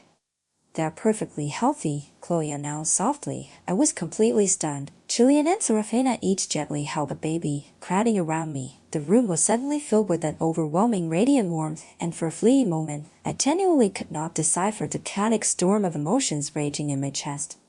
Was this exactly what it looked like when my parents brought me into the world? Before leaving, Chloe left a chilling diagnosis. The secondary consort's abnormally large belly and severe dystocia were deliberately induced by extreme overnourishment. She will require meticulous, specialized care moving forward. Julian's eyes instantly darkened as he realized the horrifying truth. He violently snatched the baby from Serafina's arms, glaring at her with lethal, freezing hatred. "Your Highness, it wasn't Sister Serafina," I wheezed weakly. "She's an innocent lady of the inner court. She couldn't possibly know how to orchestrate such a complex, insidious medical assassination." The implication was incredibly obvious. Lord and Lady Sterling had actively tried to murder me by weaponizing their daughter's innocent deliveries of tonics. Good thing I had gorgeously overindulged myself all these months to ensure the evidence was undeniable. "To think I was the one who nearly killed you and the baby," Serafina sobbed, her eyes overflowing with profound guilt and horror. I shook my head gently. "It absolutely wasn't your fault, Sister. Your Highness, Sister Serafina, the babies and I only survived today because of Chloe. Could I ask you both to please find the right opportunity to petition the Emperor? Ask him to grant General Callan a chance to redeem himself through military service. I desperately want to accumulate good karma for my children." At dawn, Julian and Serafina entered the Imperial Palace, each cradling a newborn. Rumor had it that the Empress Dowager was absolutely ecstatic, and even the Emperor, who had always been deeply critical of Julian, showed a rare genuine warmth, personally bestowing royal names upon the twins. Julian maintained his usual composed facade, but internally he was intensely overjoyed. In the past, no matter how desperately he tried, he could never earn a single glance of approval from his father. Now, the Emperor had personally named his children. He was thrilled, but the Empress and Lord Sterling were absolutely losing their minds with rage. with both Prince Julian and his princess consort fiercely advocating for the Lee family, compounded by the relentless pressure from the Crown Prince faction in the imperial court. Lord Stirling was completely cornered. General Khan's execution was commuted to military exile, giving him a chance to earn a pardon on the battlefield. What could Lord Stirling do? After viciously berating Julian behind closed doors, he still had absolutely no choice but to continue aggressively backing him. As for my children, he figured he would easily dispose of them later. After all, throughout imperial history, the sudden tragic deaths of a few royal infants were incredibly common. He wasn't the least bit worried. He even harbored the treasonous ambition that once he seized ultimate power, changing the imperial surname to Stirling wasn't entirely out of the question. But he would never get the chance. Julian's shocking betrayal over the Lee family incident had profoundly chilled the hearts of numerous aristocratic allies. His obsessive protection of his commoner concubine and his eldest son further violently shook their absolute faith in him. Over the next grueling year and a half, several crucial noble families secretly defected to the Crown Prince's camp. On the surface, the Crown Prince's faction continued to play weak and submissive. They continuously inflated Lord Stirling's ego, launching him to the absolute peak of arrogance, ensuring he became completely blinded by his own untouchable supremacy. On the eve of another Mid-Autumn festival, the emperor fell critically ill. Seizing the chaotic moment, the aristocratic faction, spearheaded by Lord Stirling, launched a massive bloody military coup.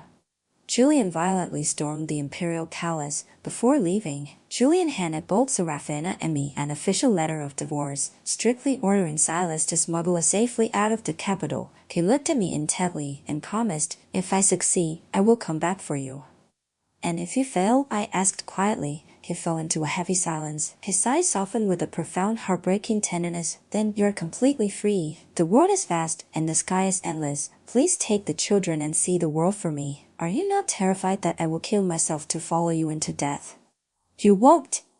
Lord Stirling was absolutely certain of his victory, but he had no idea that General Khan had already ambushed the capital's outskirts with tens of thousands of elite troops. They were simply waiting for the aristocratic faction to launch their coup, giving them the perfect justification to slaughter the traitors for high treason. Overnight, the empire violently changed hands twice. Orion, the crown prince, ascended the throne. Who are you exactly? Lord Stirling was bound in the deepest, darkest level of the imperial dungeons. His legendary elegance and untouchable arrogance had completely vanished, leaving him utterly pathetic and broken. His pristine white robes were heavily saturated with blood, a searing, horrific red that looked exactly like the blood of my slaughtered Ashbourne family staining the stone floors all those years ago. His gaze shifted from serpentine coldness to blazing fury, to toxic hatred, and finally settled on profound, terrified confusion. He asked me again, "Who are you exactly?" I slowly wiped the dripping blood from my dagger with a pure white silk handkerchief, a dark, chilling smile curling on my lips. "I am exactly what you always called me," I answered, enunciating every single word with lethal precision. "I am the delusional, filthy peasant who vastly overestimated her worth, daring to dream of shaking your century-old aristocratic dynasty. You are." Absolute disbelief washed over his face, and for the very first time, a flicker of raw, unadulterated terror shadowed his eyes. "Impossible? Do you remember me now?" I sneered. "Why is it impossible? I was the one who murdered your precious golden son." "It wasn't a venereal disease, it was poison. To be perfectly accurate, the poison merely placed him in a state of suspended animation. But your family buried him alive." His eyes practically bulged out of his skull. He thrashed violently against his chains, screaming, "I will kill you." I threw my head back and laughed maniacally, driving the dagger deep into his flesh once more. Hot blood sprayed violently across my face, making me look like a bloodthirsty demon straight out of hell, far more terrifying and gruesome than he had been that night. I meticulously utilized the most brutal agonizing torture implements on him, one by one. Ironically, he was the one who had invented some of them. At first, he clung to a shred of arrogant defiance, then it crumbled into sheer blind panic, and finally, he broke completely, desperately begging for mercy. Mercy? I genuinely couldn't stop laughing. When my family knelt in their own blood and begged you for mercy, did you spare them? When my mother, heavily pregnant, dragged herself to your feet and begged, did you spare her? When the countless innocent commoners you trampled over begged you for their lives, did you spare a single one of them? You did not. You are a hypocritical, self-righteous monster. You look down on the commoners. You despise the peasants. You wielded absolute power, gorging yourself on the wealth and labor of the very people you slaughtered without a second thought. You view human lives as nothing more than disposable weeds. You never possessed even a microscopic fraction of pity for the people who fed you. Therefore, you and your entire parasitic bloodline absolutely deserve to be butchered by the exact same ants and peasants you so deeply despised. But don't worry, I won't kill you. I am going to chop off your hands and feet and turn you into a human swine. You're going to sit exactly where you are and watch your entire family be brutally executed, one by one, exactly as I did. And then, you will continue to live. His eyes widened in absolute unimaginable horror. I brought the blade down, cleanly severing his limbs, and immediately ordered the royal physicians to desperately keep him alive. They were instructed to ensure he lived a very long life, trapped in an endless agonizing hell. Orion granted me the opportunity to personally send Julian on his final journey. His cell was relatively luxurious. It had a small window, a clean wooden table, and it didn't reek of filth. I had specifically requested these accommodations for him, knowing he was a neat freak. Even when we were stranded on that desolate island, he obsessed over keeping himself pristine. But now, he sat completely alone in a shadow corner. His robes were slightly rumpled, and loose strands of hair fell untidy across his forehead. He was staring blankly at the ugly little scent sachet I had embroidered for him, completely lost in thought. Orion had already told him the truth about my identity, yet, when he looked up and saw me, there was absolutely no dramatic reaction. His eyes remained impossibly soft and gentle. He watched me walk in. He watched me carefully arrange several delicate dishes on the table. He watched me pick up the jade flagon and pour 2 cups of wine. He kept his eyes fixed on me, but for some inexplicable reason, I found myself absolutely terrified to meet his gaze. As I reached out to pick up my cup, he suddenly moved, clamping his hand firmly over the rim. He knew exactly what this was. He knew it was the poison wine meant to send him to his execution. I gave a light, hollow laugh. I was used to refined poisons, remember? I am completely immune to all toxins. Drinking is bad for your health, he whispered softly. It's the very last time, I murmured, gently prying his fingers away. I raised the cup and downed it in a single shot. I poured myself another cup. Do you have anything you want to ask me? Just ask. He watched me down cup after cup before finally speaking. The children, I entrusted them entirely to sisters Serafina and Silas. By the way, Silas has always been Orion's man. That is good. Another agonizingly long silence stretched between us. I poured the very last drop of wine from the flagon. He looked at me and asked, Did you ever love me? I downed the final cup and finally raised my eyes to meet his. Staring directly into his impossibly tender gaze, I slowly leaned forward, pressing my lips firmly against his, and passed the poisoned wine directly from my mouth into his. Julian, I pray that in your next life, you will be born to parents who truly adore you. I pray you have brothers who cherish you, a wife who loves you with her entire soul, and a home filled with the laughter of children. And I pray you never ever cross paths with someone like me again. I genuinely cannot describe the look in his eyes in those final moments. Why wasn't there a single trace of burning hatred? Why were his eyes still so devastatingly full of love? He had every right to absolutely despise me. I watched him slowly collapse in front of me. And finally, I broke down, sobbing uncontrollably until my voice gave out. I owed him a profound, unforgivable "I'm sorry." Before coming to the dungeons, the former imperial noble consort, now the Empress Dowager, had spoken to me. Julian's true nature was actually deeply kind. When he was a little boy, I saw him desperately trying to nurse a baby bird that had fallen from a tree, but his mother furiously berated him for hours, and then, right in front of his eyes, they violently smashed the bird to death. That is exactly how a child's heart freezes over. Day after agonizing day, his father did not originally intend to be so cold to him, but after the Ashbourne massacre, the emperor grew to deeply despise the aristocratic faction and the empress, and he cruelly transferred the hatred onto Julian. In the beginning, Julian desperately tried to win his father's love, but he was violently rejected time and time again. Eventually, he simply surrendered to the apathy. Chloe found me later. She asked why I refused to keep my children with me. You know exactly why, I told her quietly.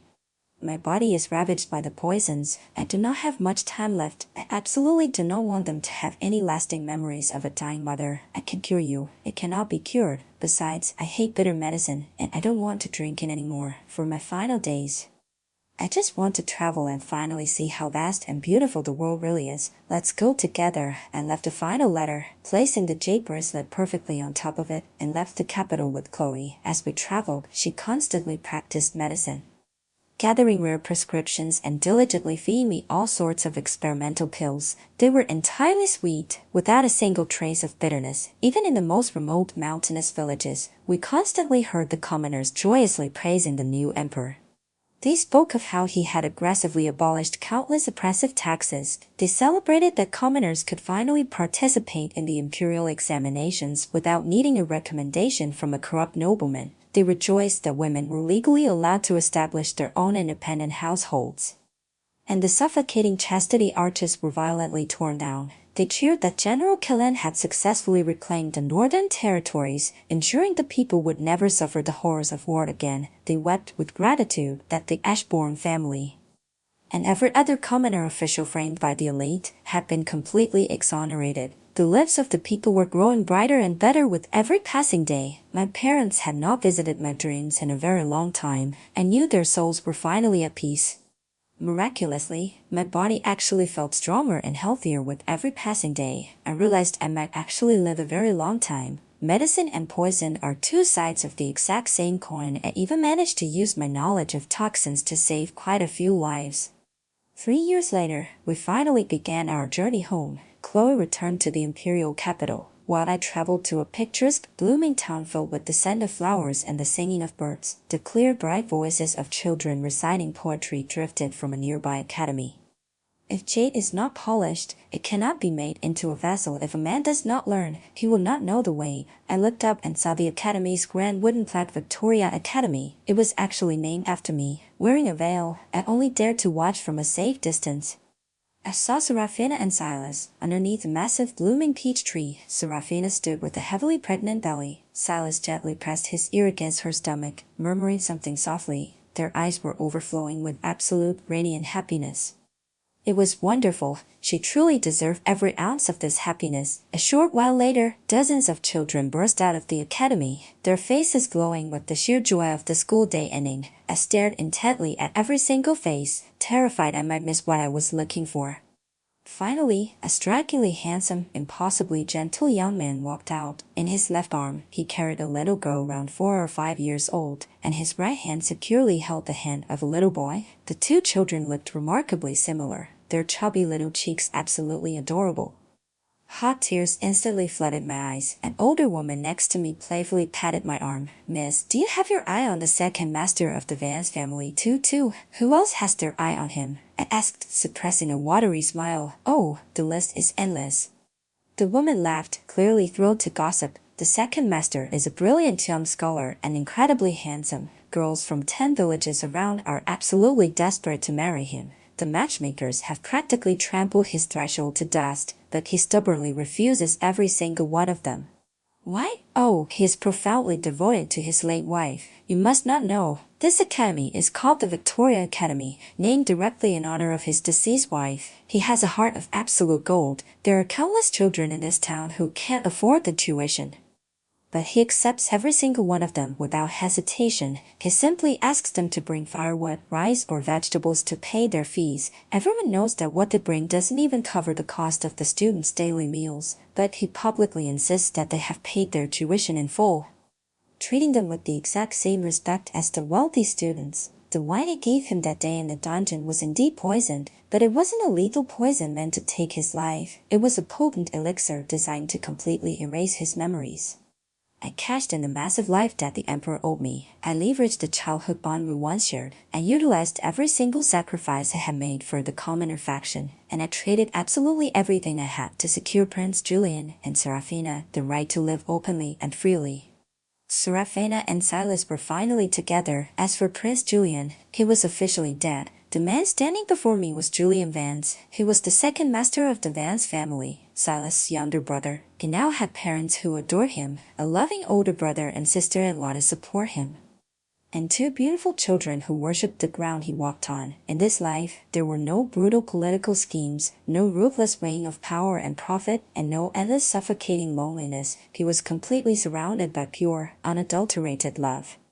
As for the agonizing traumas of the past including me, it was vastly better that he forgot them all. 3 years ago, I entrusted Silas to deliver a fabricated suicide note to the amnesiac Julian, cementing my status as his deeply mourned late wife. The woman suddenly leaned in, dropping her voice to a dramatic whisper. I heard the county magistrate's daughter is absolutely smitten with him. She's the most breathtaking beauty in the entire county, practically capable of bringing down cities with her looks. There isn't a single man alive who wouldn't fall for her.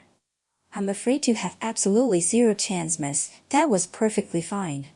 I turned around to leave. He truly deserved to meet a wonderful woman and live a beautiful life. I walked right past my husband and my children. A sudden gust of wind swept past, stinging my eyes and carrying away a stray tear. Miss, a profoundly familiar voice called out from behind me.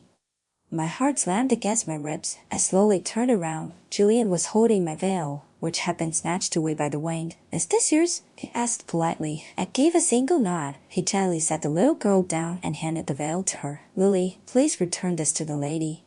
The little girl trotted over, respectfully holding the veil out to me with both hands. Her big round eyes stared intently up at my face. Suddenly, she gasped, Daddy, this lady looks exactly like the mommy in your paintings. Lily, you must not be rude, he gently scolded. He walked over, took the little girl's hand, and turned to me with an incredibly polite, respectful, yet distinctly distant smile. I apologize, miss. Children often speak out of turn. Please do not take offense. It's perfectly fine. She is incredibly sweet. I replied softly. We exchanged polite bows, and then we both turned away, walking in opposite directions. After taking a few steps, I simply could not stop myself from looking back over my shoulder. To my shock, he had also stopped and was looking back at me. Miss, forgive me for asking, but have we met somewhere before? Epilogue. Seeing my prolonged silence, he offered a polite apology, stating he had been far too forward, and quietly turned to leave. I stood completely frozen, staring blankly at his retreating figure. Victoria, a sudden voice called out. It really is you. Seraphina and Silas hurried over to me. I thought you had. Seraphina threw her arms around me, sobbing uncontrollably. Silas must have told her the truth about my poisoned body. Haven't been caught for so long. She genuinely believed that was that. She pulled back and asked if I was refusing to acknowledge them because I still held a grudge over what happened all those years ago. I remained silent. I used to wonder if to Seraphina I was no different than Lord Sterling after I annihilated her entire bloodline. But she shook her head fiercely. She told me that her father and the Sterling family were condemned solely because of their own horrific actions. Every single charge was an unforgivable crime, and it had absolutely nothing to do with me. I was the victim. The Sterling family owed me an unpayable debt. To some extent, she had enjoyed the immense privileges built on their blood-soaked plundering, and she believed she should have been punished alongside them. Instead, I had begged for her second chance at life. She told me she was now simply the eldest daughter-in-law of the Vance family, and more importantly, she was my sister. She pleaded with me to let go of any lingering hesitation. My eyes instantly burned with tears as I pulled her back into a tight embrace. Finally calling her my sister again, Silas stepped forward and asked softly if I could truly bear to walk away from Julian and the children. We all returned to the Victoria Academy together. Facing a deeply confused Julian, Silas gently explained to his younger brother that I was indeed his wife, leaving the complex details for me to explain. Seraphina and Silas pulled me aside, eagerly repeating the exact same gossip the older woman had shared earlier. Julian was incredibly sought after now, a brilliant, breathtakingly handsome young scholar. The matchmakers had practically trampled his threshold to dust, but he hadn't given a single one of them the time of day. They urged me to be incredibly patient with him, to gently coax him, and not to be discouraged if it took time. After all, we had the rest of our lives. Julian and I walked side by side down a tranquil path surrounded by blooming flowers and birdsong. I looked up at him and asked, if I told you that back then, I was terminally ill and prepared for the absolute worst, which is why I left you that suicide note. And that these past 3 years, I was actually away seeking treatment. And the only reason I didn't dare to approach you earlier was simply because I was terrified of coming home. Would you believe me? He gave a firm nod. He then asked, his voice laced with quiet concern. If I was fully cured, I assured him that I was. He let out a soft sigh of relief, stating that it was all that mattered. Well, it seemed he wasn't that difficult to coax after all. I slowly reached my hand out, gently hooking my pinky around his fingers. He froze for a fraction of a second. But he didn't pull away. Growing a bit bolder, I slid my hand fully into his, deeply intertwining our fingers, palm pressed warmly against palm. My heart fluttered wildly, the atmosphere between us shifting into something incredibly delicate and intimate. I whispered that this was exactly how we always used to hold hands. He let out a soft hum of agreement, a faint, embarrassed flush creeping up his neck, perfectly matching my own. I asked if he had ever tried to imagine what I looked like. He admitted that he had. He told me he constantly wondered what kind of incredible woman could make his brother and sister-in-law tear up at the mere mention of her name. What kind of woman could have given him two such breathtakingly beautiful children? He could never quite picture the exact details. But he knew with absolute certainty that I looked nothing like any of the women he had met in town. He turned to me, his eyes impossibly soft, and confessed that the moment I appeared today, he simply knew his wife was supposed to look exactly like me. Listening to his words, a radiant, unstoppable smile bloomed across my face. The corners of his lips curled up in return. Memories might slip away, but the profound feeling of true love was permanently carved into his very bones. The exact moment she reappeared, that love was effortlessly reawakened. The Victoria Academy was far from a profitable venture. The household's primary income came entirely from selling calligraphy and paintings. Whether it was Julian, Serafina, or Silas, their artwork was absolutely top tier. There was never any worry about finding eager buyers. However, they were all refined, scholarly souls, completely clueless when it came to ruthless business negotiations. Consequently, greedy middlemen were swindling them out of more than half their profits the moment I officially took over the family's art sales. Our household income instantly multiplied several times over. Silas and Julian's parents were incredibly kind, warm-hearted elders. They treated Serafina, Julian, and me exactly like their own flesh and blood. Every single ounce of love that Serafina and Julian had been violently denied by their biological parents was fiercely, abundantly compensated for in the Vance household. Looking at those two sweet elders, I constantly caught glimpses of my own mother and father. I suppose every parent in the world who truly adores their children shares the exact same radiant warmth. The only thing that left us both amused and exasperated was that, like all doting grandparents, they spoiled Lily and Leo absolutely rotten. They treated the twins like fragile treasures, terrified they would melt if held too tightly or shatter if set down. But I knew in my heart that if my own parents were still alive, they would have spoiled their grandchildren exactly the same way. Why did it even matter? Children raised in an ocean of absolute love, surrounded by so many wonderful, kind-hearted people, could never truly be spoiled rotten. I expanded my business ventures. And once I had accumulated a substantial fortune, I dedicated a massive portion of it to opening a sprawling sanctuary courtyard, specifically designed to take in orphan and homeless children. Looking at their small, dirty faces, I saw vivid reflections of my own tragic past. I had survived a brutal torrential storm, but only because I was incredibly fortunate to be caught and supported by several profoundly kind souls, allowing me to finally see the sun. Now, it was my turn to be the one holding the umbrella. These children would never again have to wander the streets in despair. They would never be kidnapped and sold like cattle, never be tricked into becoming living poison vessels, and never have to freeze or starve in the dark. They had hot, nourishing meals to eat and warm, safe beds to sleep in. They had access to endless books and patient, gentle teachers who would guide them, teaching them right from wrong and equipping them with the skills to build a prosperous life. They would grow into warm, deeply responsible adults. They would become the next generation of umbrella holders, fiercely protecting others who were still trapped in the pouring rain. Even after I officially moved into the Vance estate, numerous relentless matchmakers still showed up, desperately trying to arrange a marriage for Julian. There were also malicious gossips whispering behind my back, claiming I had absolutely no legitimate title and had shamelessly forced myself onto him. In their narrow minds, Julia's original wife was dead and buried. They aggressively refused to acknowledge this mysterious woman who had suddenly popped out of nowhere. I couldn't have cared less. Their pathetic venom couldn't leave a single scratch on me. Julian, however, was deeply bothered by it and firmly proposed that we get married all over again. He insisted that a grand public wedding would violently force everyone to accept that he was a married man, finally stopping the endless dream of matchmakers. Furthermore, it would completely deter all the young gentlemen in town who had seen me from constantly asking around to find out if I was single. Yes, I had my own fair share of persistent admirers too. I happily nodded in agreement. Only later did I discover that from the exact day I returned, Julian had been secretly, meticulously preparing a new set of wedding garments for me. When I laid eyes on that red veil, its embroidery not exactly terrible, but starkly inferior compared to the divine craftsmanship of the dress itself, my eyes instantly brimmed with hot tears.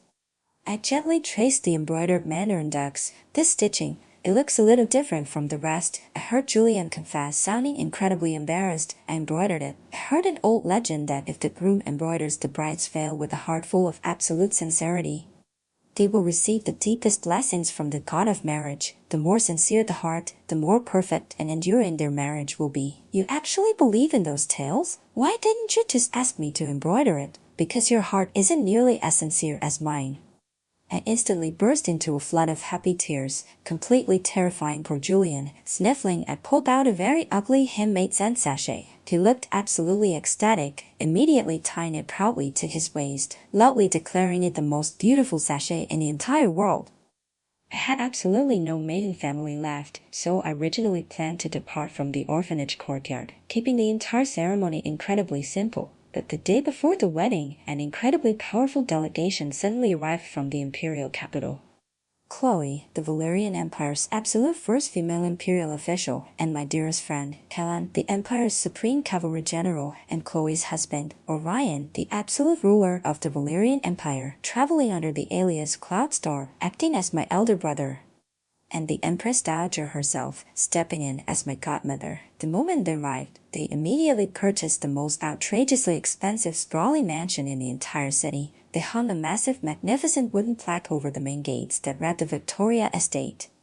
Officially signed by the Emperor himself, the entire city absolutely exploded with shock. How could they not? Whose maiden home had a plaque personally inscribed by the Emperor? Whose maiden family consisted of the Supreme Cavalry General and the Empire's first female official? Not to mention the impossibly wealthy, mysterious elder brother and godmother whose elite status was terrifyingly obvious. I was escorted into the lavish Victoria Estate, where the Empress Dowager personally took up a comb to brush my hair. First comb to the very end.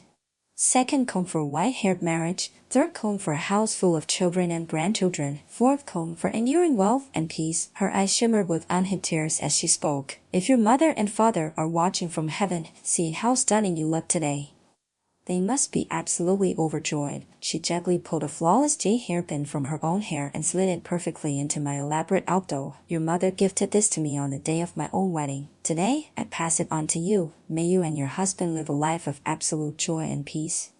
I smiled, deeply touched. Thank you, godmother. She gently patted my head, sighing with profound emotion. That boy is incredibly blessed to have you. Just as it was time to leave the chamber, Orion stepped inside. The others immediately bowed and silently withdrew.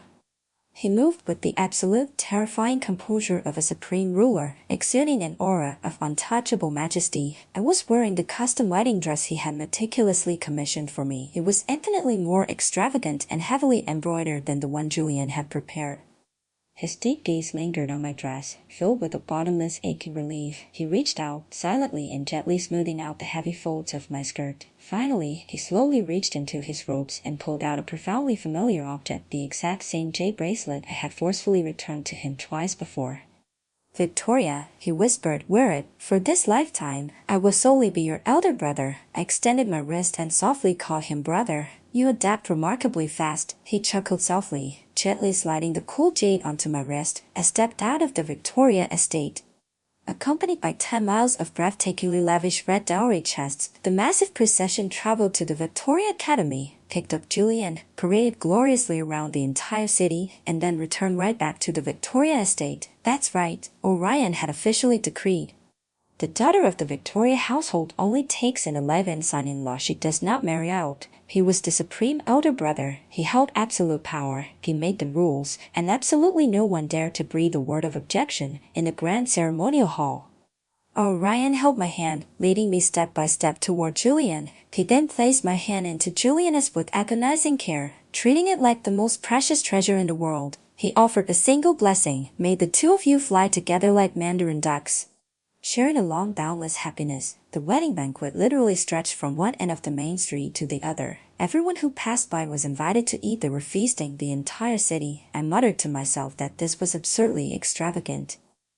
Orion emptied half his royal treasury just for my wedding. but I never got the chance to ask. I was told that the moment he watched me complete the final wedding vows, he turned and left the city without eating a single bite of the banquet. On the exact day of my wedding, the Valerian Empire issued 3 massive empire-wide imperial decrees for public celebration. First, a general amnesty for all prisoners. Second, a complete exemption from all taxes for 3 years. Third, officially opening the imperial examinations to women.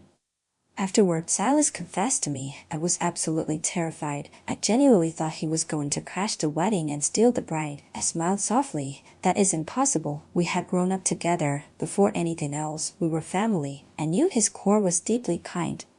He would never ever dare to force me into doing something against my will. He knew my unyielding nature perfectly. I would rather shatter into a million pieces than bend to a compromise. Having me wear his custom dress and accept his jade bracelet was the absolute maximum limit of what he could push for. And truthfully, it wasn't an unreasonable demand. Besides, he had traveled thousands of miles to be here. Every single thing he orchestrated was simply to give me the ultimate, untouchable backing of a phenomenally powerful maiden family. He desperately wanted me to be happy. And I desperately wished the exact same for him. In the bridal chamber, taking advantage of Julian's brief absence, I quickly changed into the wedding dress he had personally prepared for me. However, I couldn't find the red veil he had painstakingly embroidered. When Julian walked back in and saw me, he asked in surprise why I had changed. You poured your heart into preparing this. I absolutely refuse to let you have any regrets today, I told him. It doesn't matter. He smiled warmly. I carried that veil in my robes throughout the entire procession. The god of marriage has undoubtedly witnessed our union. Oh, no wonder I couldn't find it. He had it on him the whole time. I asked him if he wanted to know anything about the terrifyingly powerful maiden family that had suddenly materialized out of thin air. He replied, I do, and I don't. I do, because I desperately want to know absolutely everything about you. I don't, because if it were something you could easily share, you would have told me long ago. If their true identities are inconvenient to reveal, then we simply won't speak of them. You actively chose to be my wife. You chose to stay by my side and raise our children. That alone is the greatest blessing the heavens could ever grant me. Absolutely nothing else matters. In truth, Julian had no idea that the Empress Dowager had also brought a special gift specifically for him. His biological father, the Emperor, was far too ill to travel, but he had poured his heart into hand-forging a solid gold ruby scale used to lift the bridal veil. To find a love that completely satisfies the heart, it was a deeply profound, heartfelt blessing from a dying old father to his forgotten son. The golden scale had been secretly passed to Julian under Silas' name. The Empress Dowager had whispered to me earlier. Who could have ever predicted this? In the end, it was the daughter of the Ashbourne family who truly saved him. He is a deeply blessed soul to have found you. Even though he has lost all his memories, it is blazingly obvious that he is now bathed in absolute warmth and happiness. But wasn't he the one who saved me? I had approached him armed with nothing but lies and deceit, yet he had responded with blind, absolute trust. I had completely given up on love, too terrified to ever risk my heart again. Yet, he shattered my defenses with the purest, most unadulterated love, filtering out all my toxic lies until absolutely nothing but the pure radiant truth remained. My eyes burned with intense affection as I looked at the gentle, elegant young man standing before me. Husband, I whispered seductively. A single moment of a spring night is worth 1,000 pieces of gold. I slowly leaned in, but just like before, he quickly clamped his hand over my mouth. Wait a moment, my dear wife. We haven't lifted the veil yet. This damn obsession with ritual. He proudly pulled out the embroidered veil, carefully draped it over my head, and then, with agonizingly slow, dramatic reverence, used the golden scale to lift the red fabric. The second it cleared my vision, I violently spun around and shoved him backward onto the bed. Husband, I declared breathlessly, pinning him down. The veil has been properly lifted. I already lit the red candles and the intoxicating incense for you. I even scattered the damn peach blossoms across the mattress. We're done waiting, my love. I crashed my lips onto his, pouring every single ounce of my soul and desperate love into the kiss, and he, as always, surrendered beautifully, returning a fierce, consuming love that perfectly mirrored my own. We had both been trapped in absolute darkness. We had both been utterly lost, and we had both shed oceans of bitter tears. But thank the heavens, we never ever gave up on each other, even when the world was tearing itself apart in a violent, bloody storm. This love made every single second of it completely worth it. Victoria erased his memory, loving him enough to walk away from their dark past. So, I must ask you, would you choose option erase your lover's memory to save them from pain, or option B let them remember everything and trust that love conquers trauma? Let me know in the comments. Please smash that like button and subscribe to Moonlit Love Stories. We have so many more captivating romances waiting for you. Stay tuned and see you in the next one.